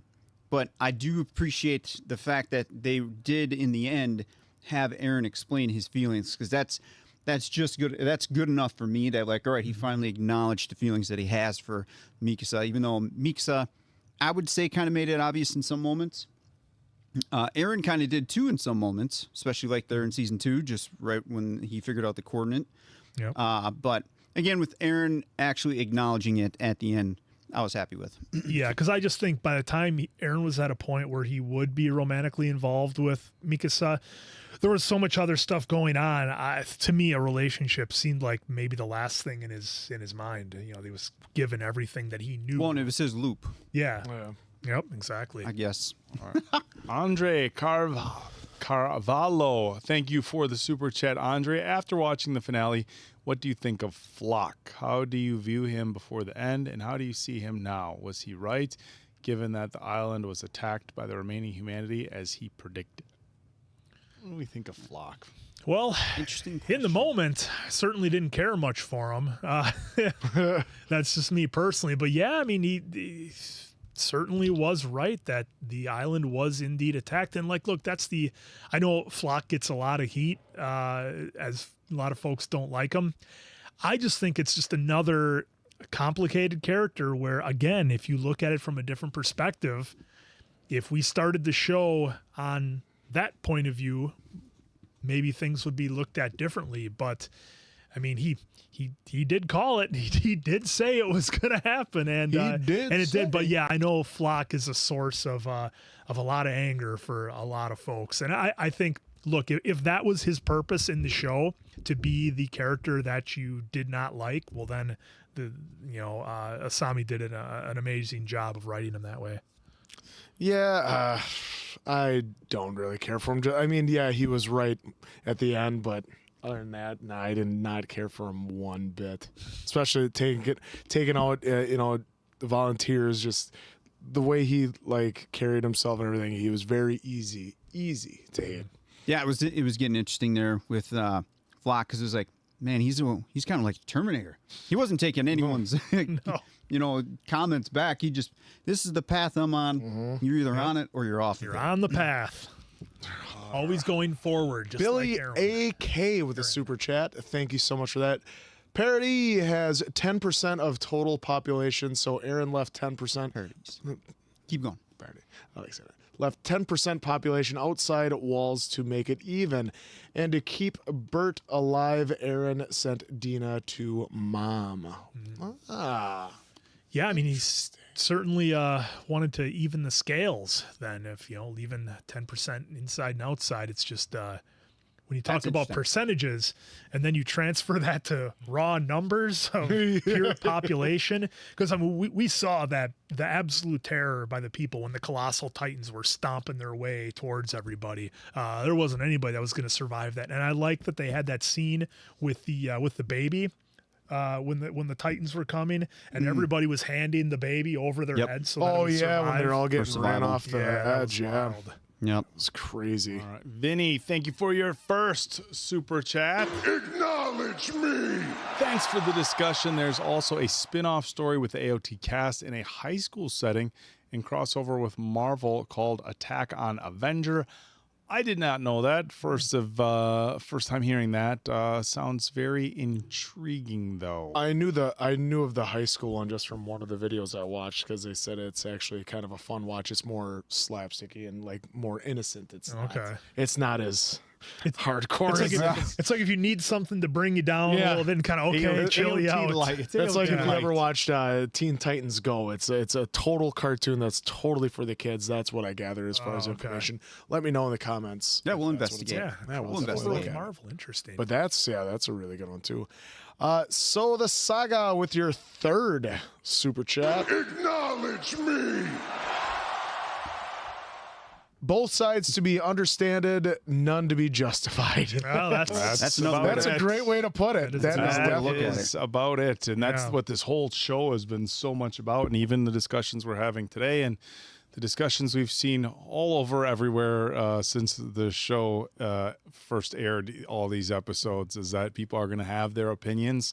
And it's hard to have a right or wrong opinion on a lot of these topics. Yeah, I think that's the biggest thing, is that there's so many different opinions that you can look at, and everybody can make their case on why they feel kind of one way or the other. I mean, I find myself in a unique spot where only doing a one-time watch, I'm completely open to everyone's opinion, because it's like, oh yeah, I can see that. That makes sense. Or yeah, that makes sense too. I can see that point of view. So I think I would have to do probably a second and a third watch to really get a real hardened opinion on which way I feel about the series. All right, Dylan Foos, thank you for the super chat. Something really... Fuzz? I don't know. I'm just... Okay. They'll let us know in the comments. Something really interested is trying to put yourself in Eren's shoes. Yeah. Could you doom your friends to save the people largely responsible for the bad things that happened to him? Mm-hmm. I know that's why we have these discussions. That we just were touching on that. It's because it's really tough. Even if you're in Eren's shoes, what's the right decision? You think what you're doing is right.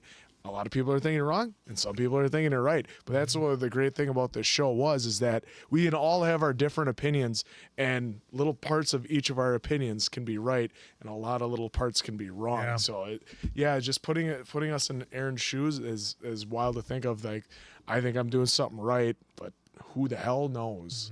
Who knows? Justin Clowater, also known as Just Call Me Justin. Just call me maybe. Thank you for the super chat. Which character do each of you most identify with?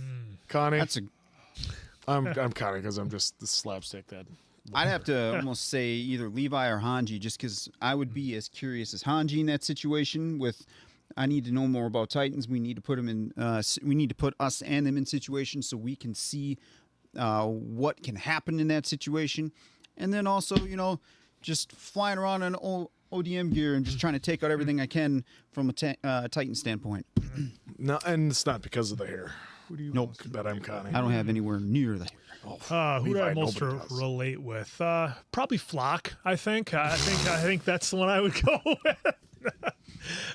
Just kidding, folks. No, I think Armin, only because I really enjoyed his arc so much of going from somebody who was very underestimated and people not taking him seriously to becoming who he was. I just thought that was a great story, and I think that's to be able to identify with that, I think is pretty easy for a lot of folks who maybe go through some kind of hardship or accomplish something or whatever.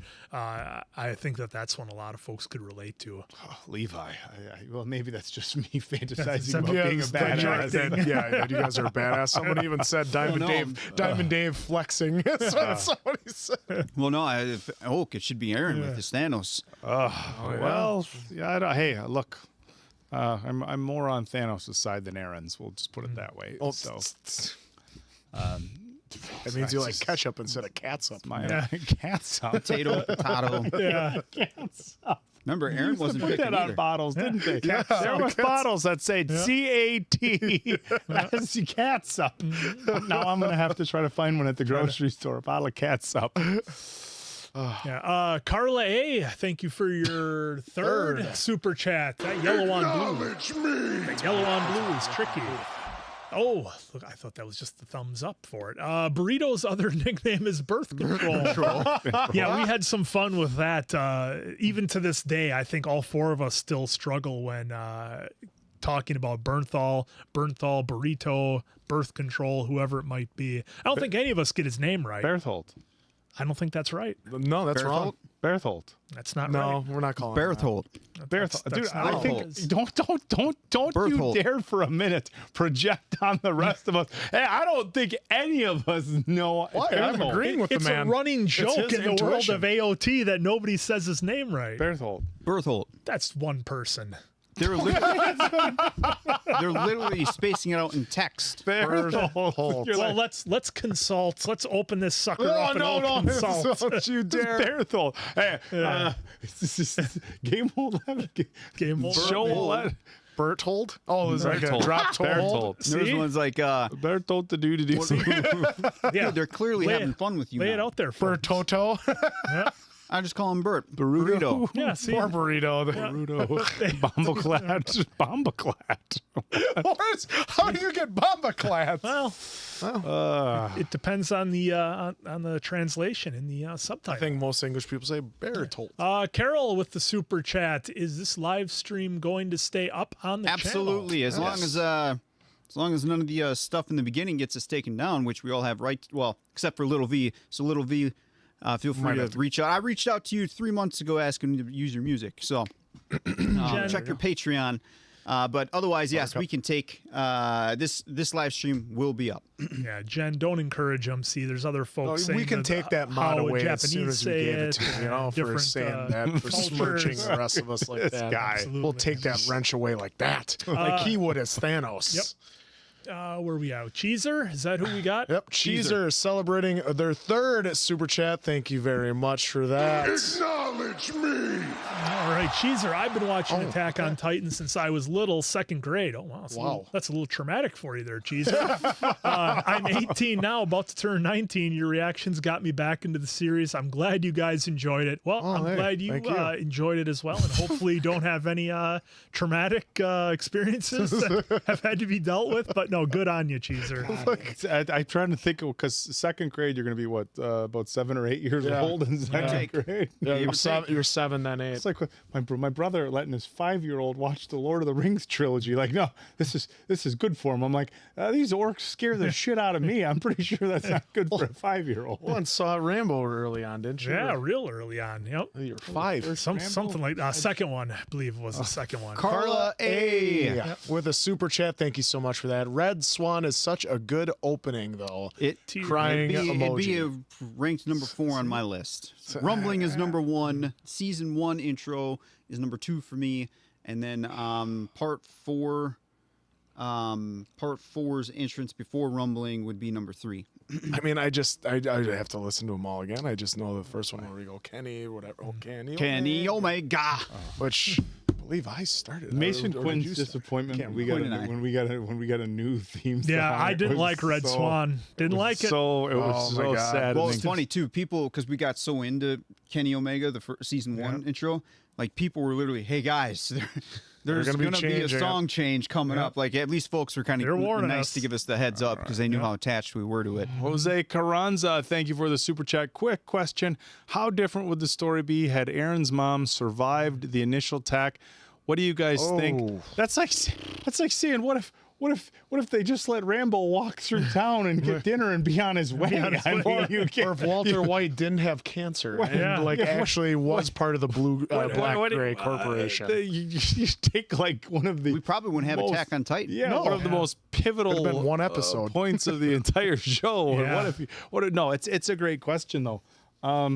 It's I a don't good know. thought. Well, Eren did cause I his don't know mom's if it- death, though, I mean- so yeah. Yeah, Eren did admit to causing his mom's I don't death. think it would have changed anything. I think had it not been Eren's mom, it would have been something else that would have driven Eren to want to take out the Titans. So I think his mom obviously pushed him way over the edge, but I think it was only a matter of time before Eren was going to head down that path regardless. Yeah, but that's a tier 1 level trauma.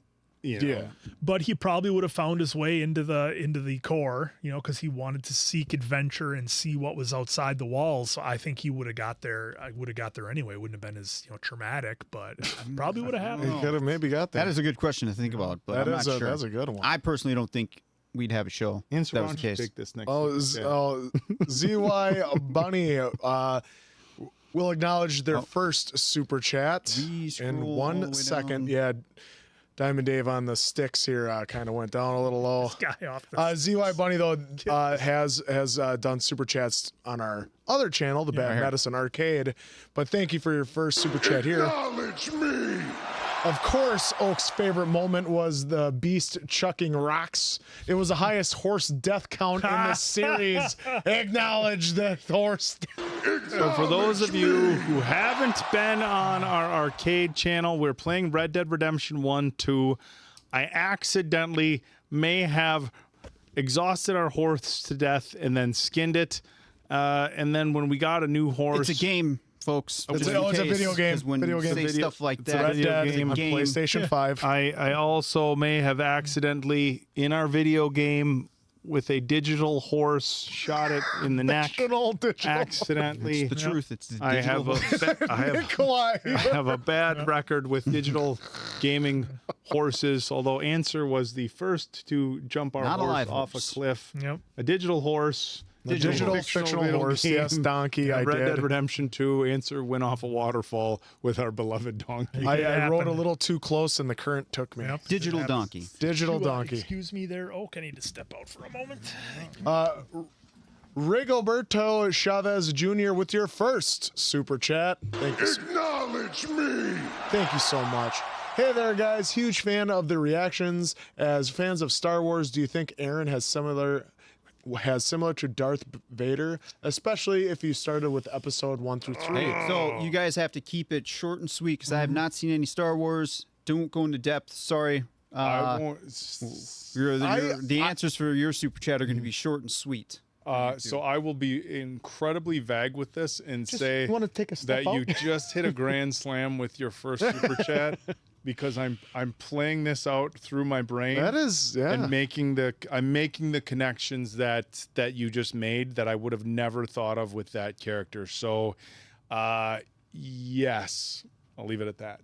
But we're going to be getting into this Star Wars. I've just seen sporadically and just small stuff, but I think you might be Very, onto something. very interesting super chat and But- very thought provoking. But hey, and everybody else in the comments, Diamond Dave hasn't seen the Star Wars films, so please Don't say no anything. spoilers in the chat for this. Just Now, highlight. I know of some characters because I can't go without living Social media. and not having heard of Han Solo and but even if Darth Vader. even if you and- saw 4, 5, and 6, of course, the first 3 to come out in the theaters, and you didn't see 1, 2, and 3, the second 3. That would completely change your perspective as far as Rigoberto's question. Great. Wow. Great. What a grand slam first super chat. Great question. And I'm sorry, Zai Bunny. I thought you did do a super chat. This was their first ever super chat on both channels. Super chat. Well, even better. Thank you. We'll do that again. Thank you Thank you for correcting me. I know I've seen you though in the chat. Thank you for using your first super chat on giving me a hard time about horses. That's it was lovely. worth it. Great. It was worth it. Great. All right. Andre. Shout out, guys. Andre Calvarajo, or how'd you say that before? Carvalho. Shout out, guys. How do you interpret Eren's quote? Because I'm an idiot who has real power in my hands. To me, it was the most incredible part of Isayama's writing. Or how do you That pronounce yeah, well, that we butchered that for the creator's name there, but Yeah, that is don't say we. I did. I butchered it. that is an interesting quote by Eren there because I think some people would either like that he wrote it like that, and some people won't like it. But I actually liked it because that was a self-reflection of Eren coming to the realization, hey, I'm pretty young and I have all this power, right? I think anyone in that young of an age having that kind of power, when you come to realization that I made some pretty idiotic decisions here with this power. Yeah, And so I mean, he's just being real with himself. Yeah, he's just saying it out loud. Exactly, Diamond Dave. It shows that Eren is a character who's, look, he understands his weaknesses. And he said that how many times where he was like yelling about it. I'm just an idiot with his power. And, he knows his shortcomings. He knows he's not perfect. He knows it's the people around him who are, either smarter or more talented or whatever. But he just happened to be the one who got the power that he got. So again, it adds another layer to his character that I just love. Yeah, I think, Uncle Ben said it best. With great power comes great responsibility. But with that kind of power to turn into a Titan and just be able to create chaos and destruction and violence and everything, but also knowing that people rely on you to use your power to save them, and there's people who want to take you out because of your power or imprison you and all sorts of different things. It would be an incredible burden to have a power like that. So it was an interesting quote. So HLG 30, thank you for the super chat. Is Rango on the watch list and Mass Effect on the playlist? I know Rango. That's Rango for sure is on the list. Lizard, Yeah. That's the animated lizard. Yeah, And with, Mass Johnny Effect, Depp. I believe, Answer does have that on one of the Yep. 45 sheets of requests that we Oh, have. Yeah, that's definitely on 46. Photoid, thank you for the super chat. Seeing the rest of the story, how do you think things would be different if Levi chose Erwin over Armin? So actually interesting that you came up with this super chat, because we dove into this pretty in depth a little bit earlier. So again, my thoughts were that it was right going for Armin over Erwin. I think things could have got a lot more chaotic under Erwin, but maybe more strategic. I don't know, but I like the way it planned out. Yeah, I mean, I think, Armin had that connection with, Eren and Mikasa, and I think had he not had that, or had he not been there, I think things definitely would have gone different. I think Erwin would have made one or two of his famous gambles that may or may not have worked out. So again, it's so open to speculation, but I don't think we definitely wouldn't have gotten the ending that we got, I think, had Armin not been around, because that was so pivotal to so many different things that happened to get there. But then again, it's the world of Attack on Titan, where everything is a circular timeline or future, whatever you want to call it, and maybe things would have worked out just the way that they were supposed to. Yeah, I think we did the right thing when choosing Armin, because I don't know which way Erwin would have went, and I don't think it would have been beneficial to, he would have been more beneficial to the Aegis than the other side. So I think, and he would have been a colossal. So that would have really been bad for the world. Yeah, for me, I'm not 100% sure which way it would have went. Obviously, we got to see the way it went with Armin, right? Now, with Erwin, I don't know. It could have, maybe he would have been a Jaegerist. I'm not sure. Things happen when you get different information, so I don't know. Yeah. Maybe it would have been a completely different outcome. Yeah. Or maybe it could have been worse. Yeah, people in different situations, Brohan, with your first super chat, Acknowledge me. says, my wife and I watched your AOT videos every Sunday. We love seeing you guys experience this incredible story. Thank you, and keep up the awesome work. P.S. Consider checking out Full Metal Alchemist next. Have had a lot of requests for Full Metal Alchemist. That's another one that I've seen pop up in the chats and super chats and that sort of thing. So I know we have that one on the list as well. Yeah, we have it on the list. Yep. And, Real Torres. Hi, guys. Greetings from Chihuahua, Mexico. What is your favorite episode between Warrior, Midnight Sun, and Hero, from music, sound, editing, screenplay, personal emotions? I gotta be honest, Roll. If I could not pull episodes by titles. Yeah, I couldn't either. Yeah, with 96 episodes and the pace The at which one-time watch. the one-time watch, the pace at which we did them. Look, I thought they did a great job with everything, but as far as one particular episode. Look, I'll say, look, the episode where Beast was throwing rocks blew me away. But yeah, I'd be lying if I said that I can reference which ones those are. Off of Yeah, the title. I would have to see just like a quick 2-minute recap of each of those 3 episodes, and I could really we could really dive into that. Yeah, I mean, I would have to say where they finally got to the basement is one of my favorite episodes. just so I 'cause don't know if that's on there, but I'm going to give you something to thank you for the super chat. Yeah, Dave, do you have a favorite episode? For a favorite episode, Well, which one, Broham? Oh no, Real Torres. For real, Scroll down. for Roll Torres. Yeah. Because I couldn't remember those titles. I don't know. Warrior, Midnight Sun, and Hero. gosh. From music, sound editing, screenplay, personal emotions. I don't know. Yeah. Again, I I'm mean, going to default to it's just a moment. There was a couple episodes in there. We'd have to go back to the reactions. There's a couple episodes in there where we, at the very ending, said, "Holy crap, this was such a game-changing top 5 episode." Yeah. So I'd have to defer back to one of those reactions that actually had that in there. So one of them is Beast throwing the rocks, and Midnight Sun is one where they had to decide between Erwin and Armin. Oh, okay. Yep. Whew. Oh, well, there we go. Yeah. Well, you did pick. So yeah. hey, look at that. All right. Well, in that post-credit scene, I know it's not an episode, but that post-credit scene of where Armin was cooked and Erwin was donezo on that roof, and then Levi with the bloody face and looking at Eren. I know that's not an episode, but that, not knowing what that was going to, was actually pretty impactful Yeah, that too. was wild.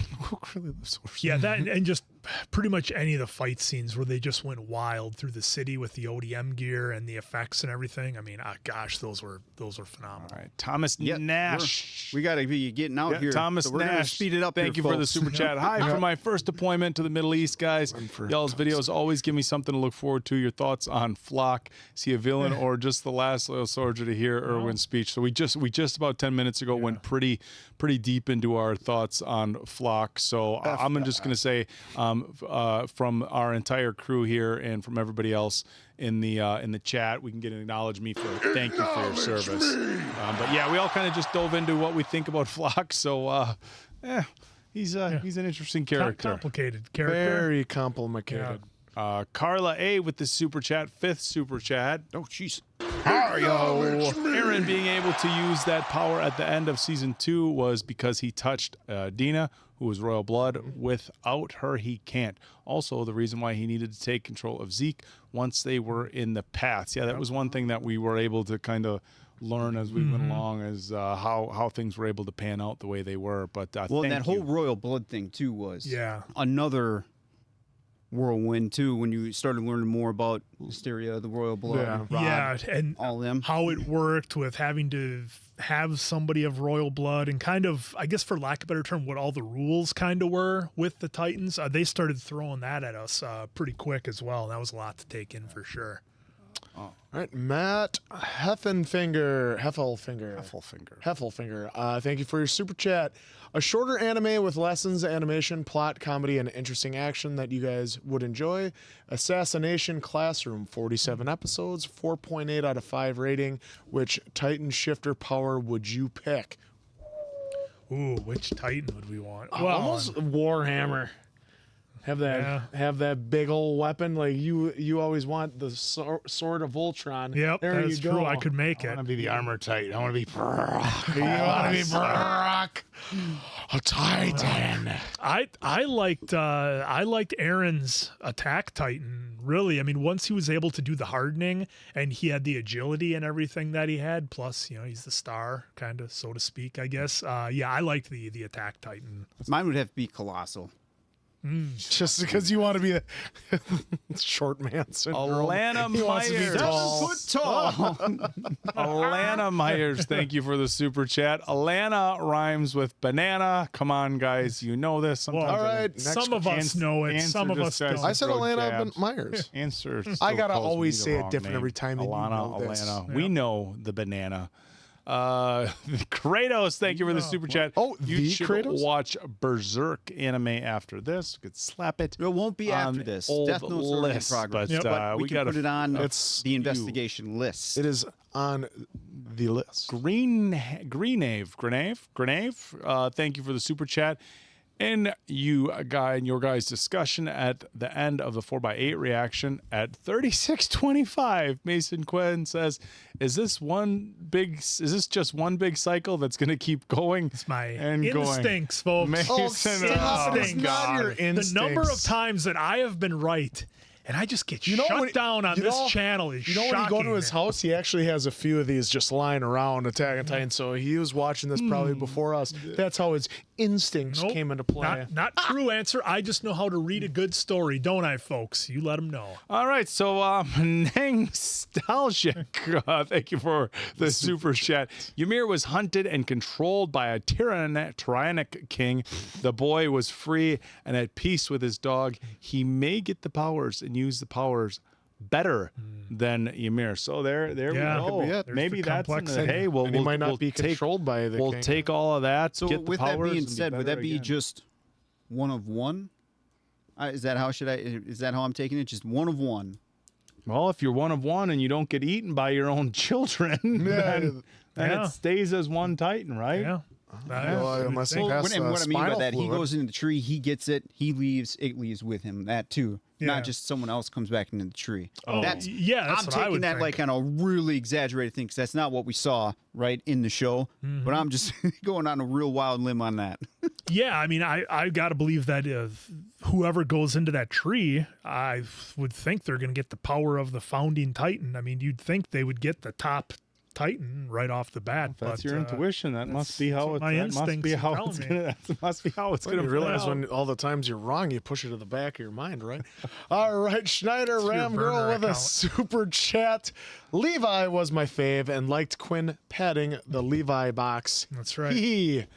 Well, he's right there. He's always watching over. He keeps us in line. Otherwise, he'll take us out like the beast. Yeah, do you guys remember what it was? I forget. We were watching Attack on Titan, and something happened, and there was a total, it was the Ackerman. It was the Ackerman it was name. Mikasa. It was the name for either Mikasa or for Eren, or for Levi rather. Another one. And we totally got spoiled because it said Ackerman of the on the box. back. Yeah, it The said box Ackerman on the box. Yeah, so we got spoiled inadvertently. little bit of a spoiler. Well, that was during the whole Kenny stuff too, because Kenny was starting to kind of give a little bit. Yeah, and then we're like, us a little bit. it's right Oh, it's there. right there on the box in right. front of us. Because, it was during your review, you're like, maybe I shouldn't have looked at the back of the box. Yeah. All right, Vanya with the super chat. Let us know if it's Vanya or Vania. There's a professional figure competitor whose name is spelled the same, and it's Vanya.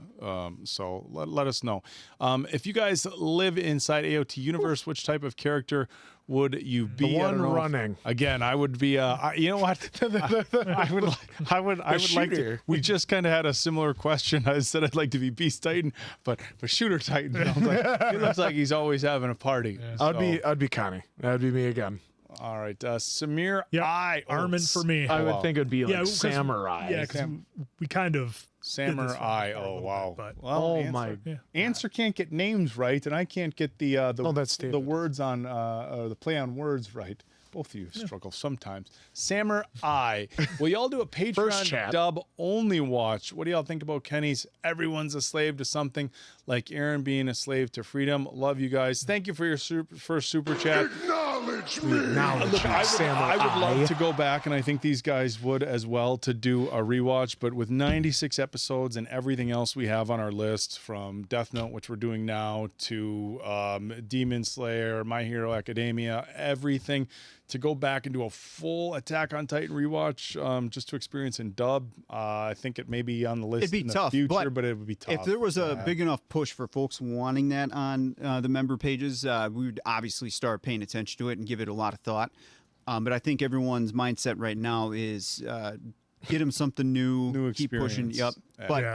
trust us, we would probably love that because that's probably one of the only ways we're able to do a full sit through second watch and really grasp a couple things we may have missed. Well, I think and to make it real quick, I just think as reactors, we would have a better comprehension, but we lose all the holy shit wow moments, the reveals, the first time, those things would be that again would be different. So yes, That better would be. comprehension, but a lot of can't the whole have- you can't have basically- the first reaction a second time, Yep. but it would still be an interesting. Basically, it'd be us pointing out, oh my God, that's going to make this happen. Well, and It'd it's be no that. different than something our first time watch, like what was it that Gladiator? You two said it hit differently. Yeah. Different. Yeah. So different now that comprehension. we know and it's still fresh, at least we could go back and see all the little things like some of these folks have been really pointing out. Like, hey guys, it's like right here in your face. Yeah, and I thought Kenny's speech there was brilliant about everybody being a slave to something, because he's totally right. Eren certainly was. Everybody in this whole universe of And it AOT was started a with Ymir. slave to something in some way. And the other thing is too, that's real world. If you want to really Yeah. kind of pin it down to Yeah. everybody, everyone's Yeah, got something. Yeah, whether it's your own desires that you want salary or or whatever it desires. might Yep. be. Yeah, All of it. absolutely. Doobie Doo with your third super chat. It looks like First. I did. First super chat. First, is it? Yeah, let's celebrate their first super on a live stream. Acknowledge me. No, right below. Thank you for that, Doobie Doo. Would love to see you guys react to the Vinland saga. I know that one's been heavily requested as well. I've seen that pop up in the chat. I'm pretty sure we I have wouldn't it be on the surprised if list. that wins the poll. Yeah. Yeah, I like it. Well, you don't have to. That one we already know. Too late. Yeah, we already know. A lot I of have folks the on power. Okay. a lot of folks on Patreon and YouTube made it well known that better be on the next poll. Vania for their fifth super chat on the live stream. Acknowledge me. Who the FFF is Annie? Had me rolling. That was me. Oh, that was old Mason Quinn and Yep. his intuition working. My intuition breezed right over Annie. That's some background character. We don't have to pay attention to her. She's I mean, I probably had a red whole shirt. episode fighting Eren and then Mikasa, but yeah, she did nothing. Yep. Frostlight with their first super chat. Damn it. Some, Yeah. right there. It is. All right, Yeah, right there. first. Did you guys? Acknowledge me. Thank you. Sorry, Roman. I apologize. Frostlight, thank you for your first super chat. Did you guys know Bruno Mars wrote the song "Die with a Smile" after finished watching Attack on Did not Titan? know that. Not. That down. is a hell. Bruno Mars. That is a hell of a trivia thing to have. That is great. Yeah, that's why. Well, it's always interesting to hear how For real though? how That things is an- that we regular folks, I guess, watch, and then to hear about how the effect that it has on like certain celebrities, and you find out that this celebrity is a fan of whatever content. That's always fun to find out. Brooksy with your 10th super chat. Acknowledge me. Thoughts on ending songs? My It's not proven. You're probably right. thoughts on ending songs. My faves, Shogati in season 4. Well, my favorite is 1 and 2. I liked very strongly on both those. Didn't care as much for Red Swan, I believe it was called, and 3, and then 4 was real heavy duty stuff. Well, this is the ending songs. Though. Yeah, the ending ones songs. that play at the end. Those of are pretty good. episodes. oh, Because yeah. there's that Yeah. one I Oh, play. sorry. It'd be with the piano to start it out, and it just like you'd have something real intense, and then it's just the piano that's trying to like calm you down after. What did we just watch? I thought that was brilliant. Whichever one that one was, I really liked that one. Yeah. Schneider Ramgirl with the super chat. Thank you as always. Great that y'all dressed up for the finale. Quinn looked really good in his AO t-shirt and cool jacket. Answer. I thought you'd wear the t-shirt for today, Quinn. Yes, I'm sorry. Disappointment. The t-shirt brought- is at the other studio. No, it's not. No, It's it's right not. there. You just it is. refused. Oh, okay. Yeah. I didn't know Diamond Dave brought it. Go put it on. Didn't know.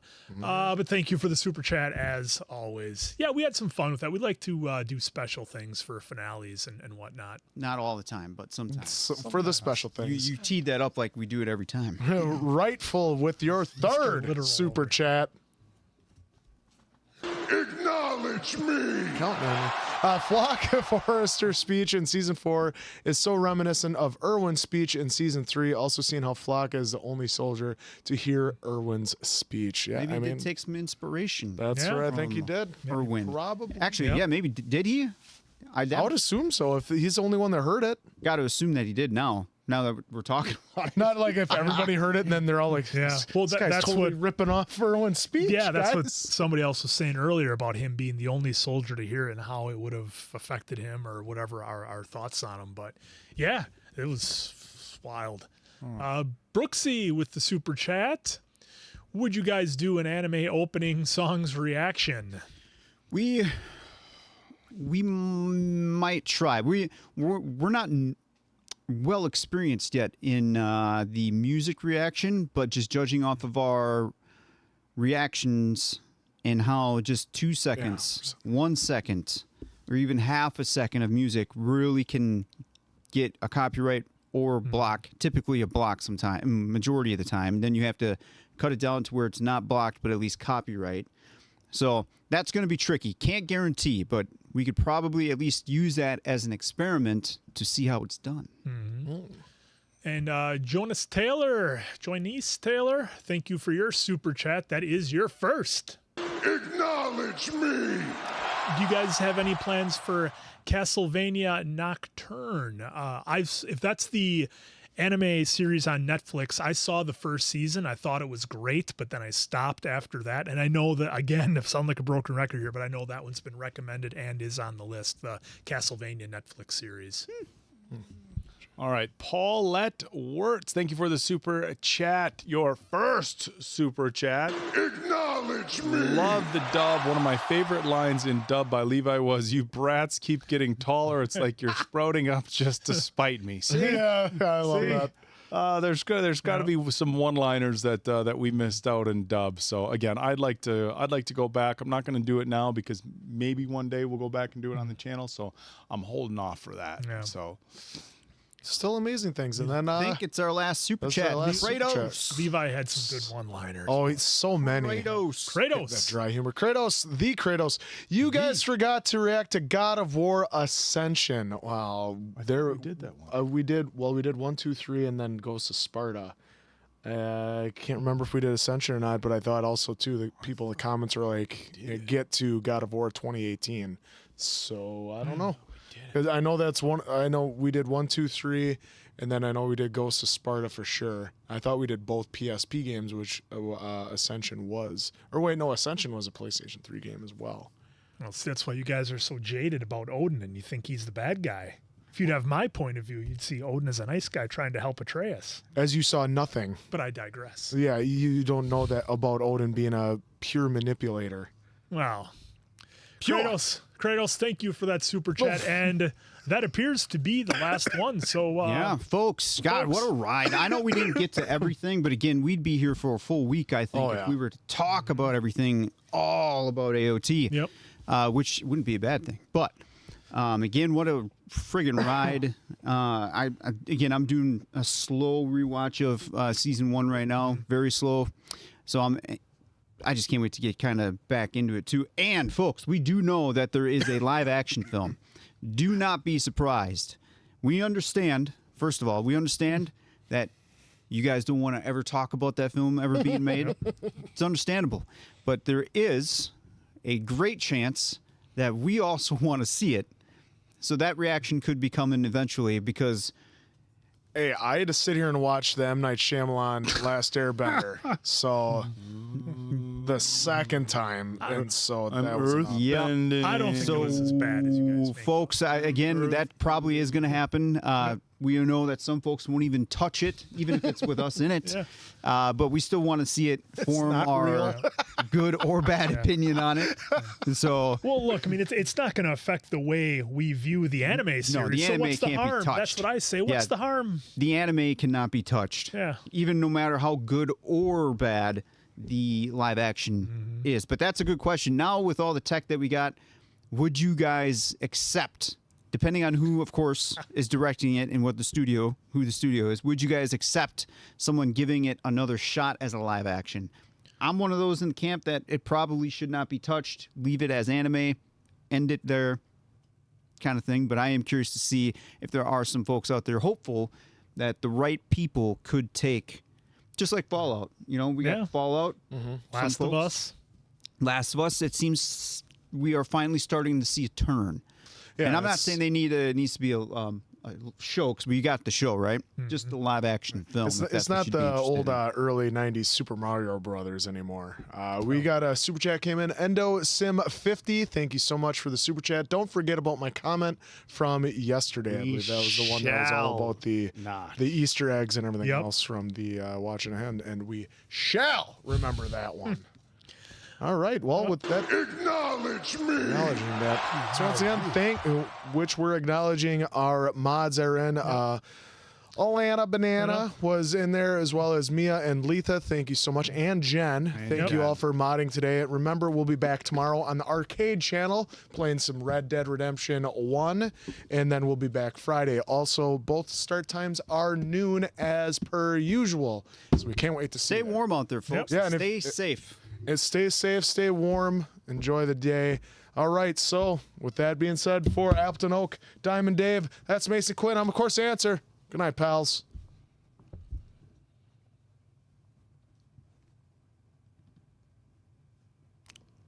We're back. Well, We're back. I don't think we ever left. No, we didn't leave. We didn't leave. No. We didn't leave. Someone's got to work You on guys his ready? transition skills. No, it's because when you have studio mode open, it clicks to the first preview. Clicks to the first I believe that preview. was a Raven song.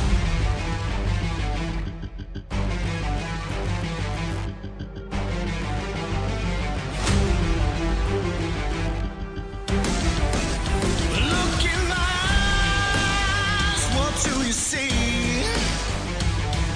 The cult of personality.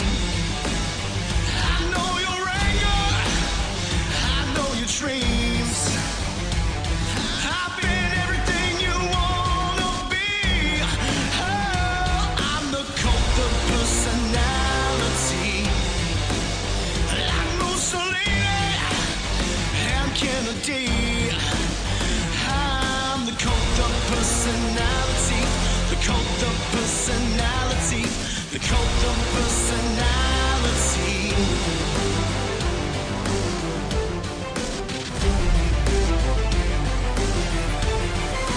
Neon lights, Nobel Prize. The mirror speaks, the reflection lies. You don't have to. Are you ready? I said, are you ready?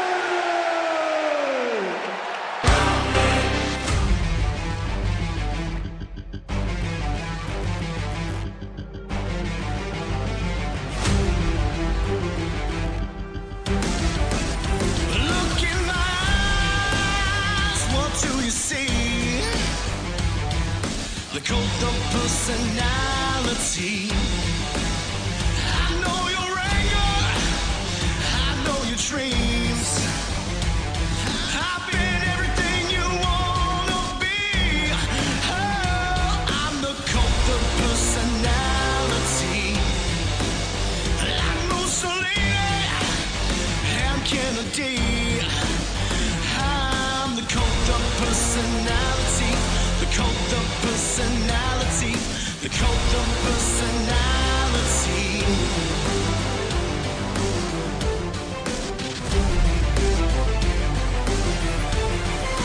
Neon lights.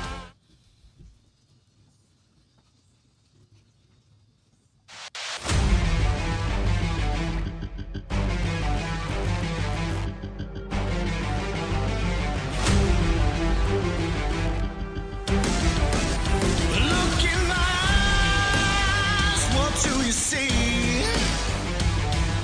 The cult of personality. I know your anger, I know your dreams. I've been everything you wanna be. Oh, I'm the cult of personality. Like Mussolini and Kennedy. I'm the cult of personality. The cult of personality. The cult of personality.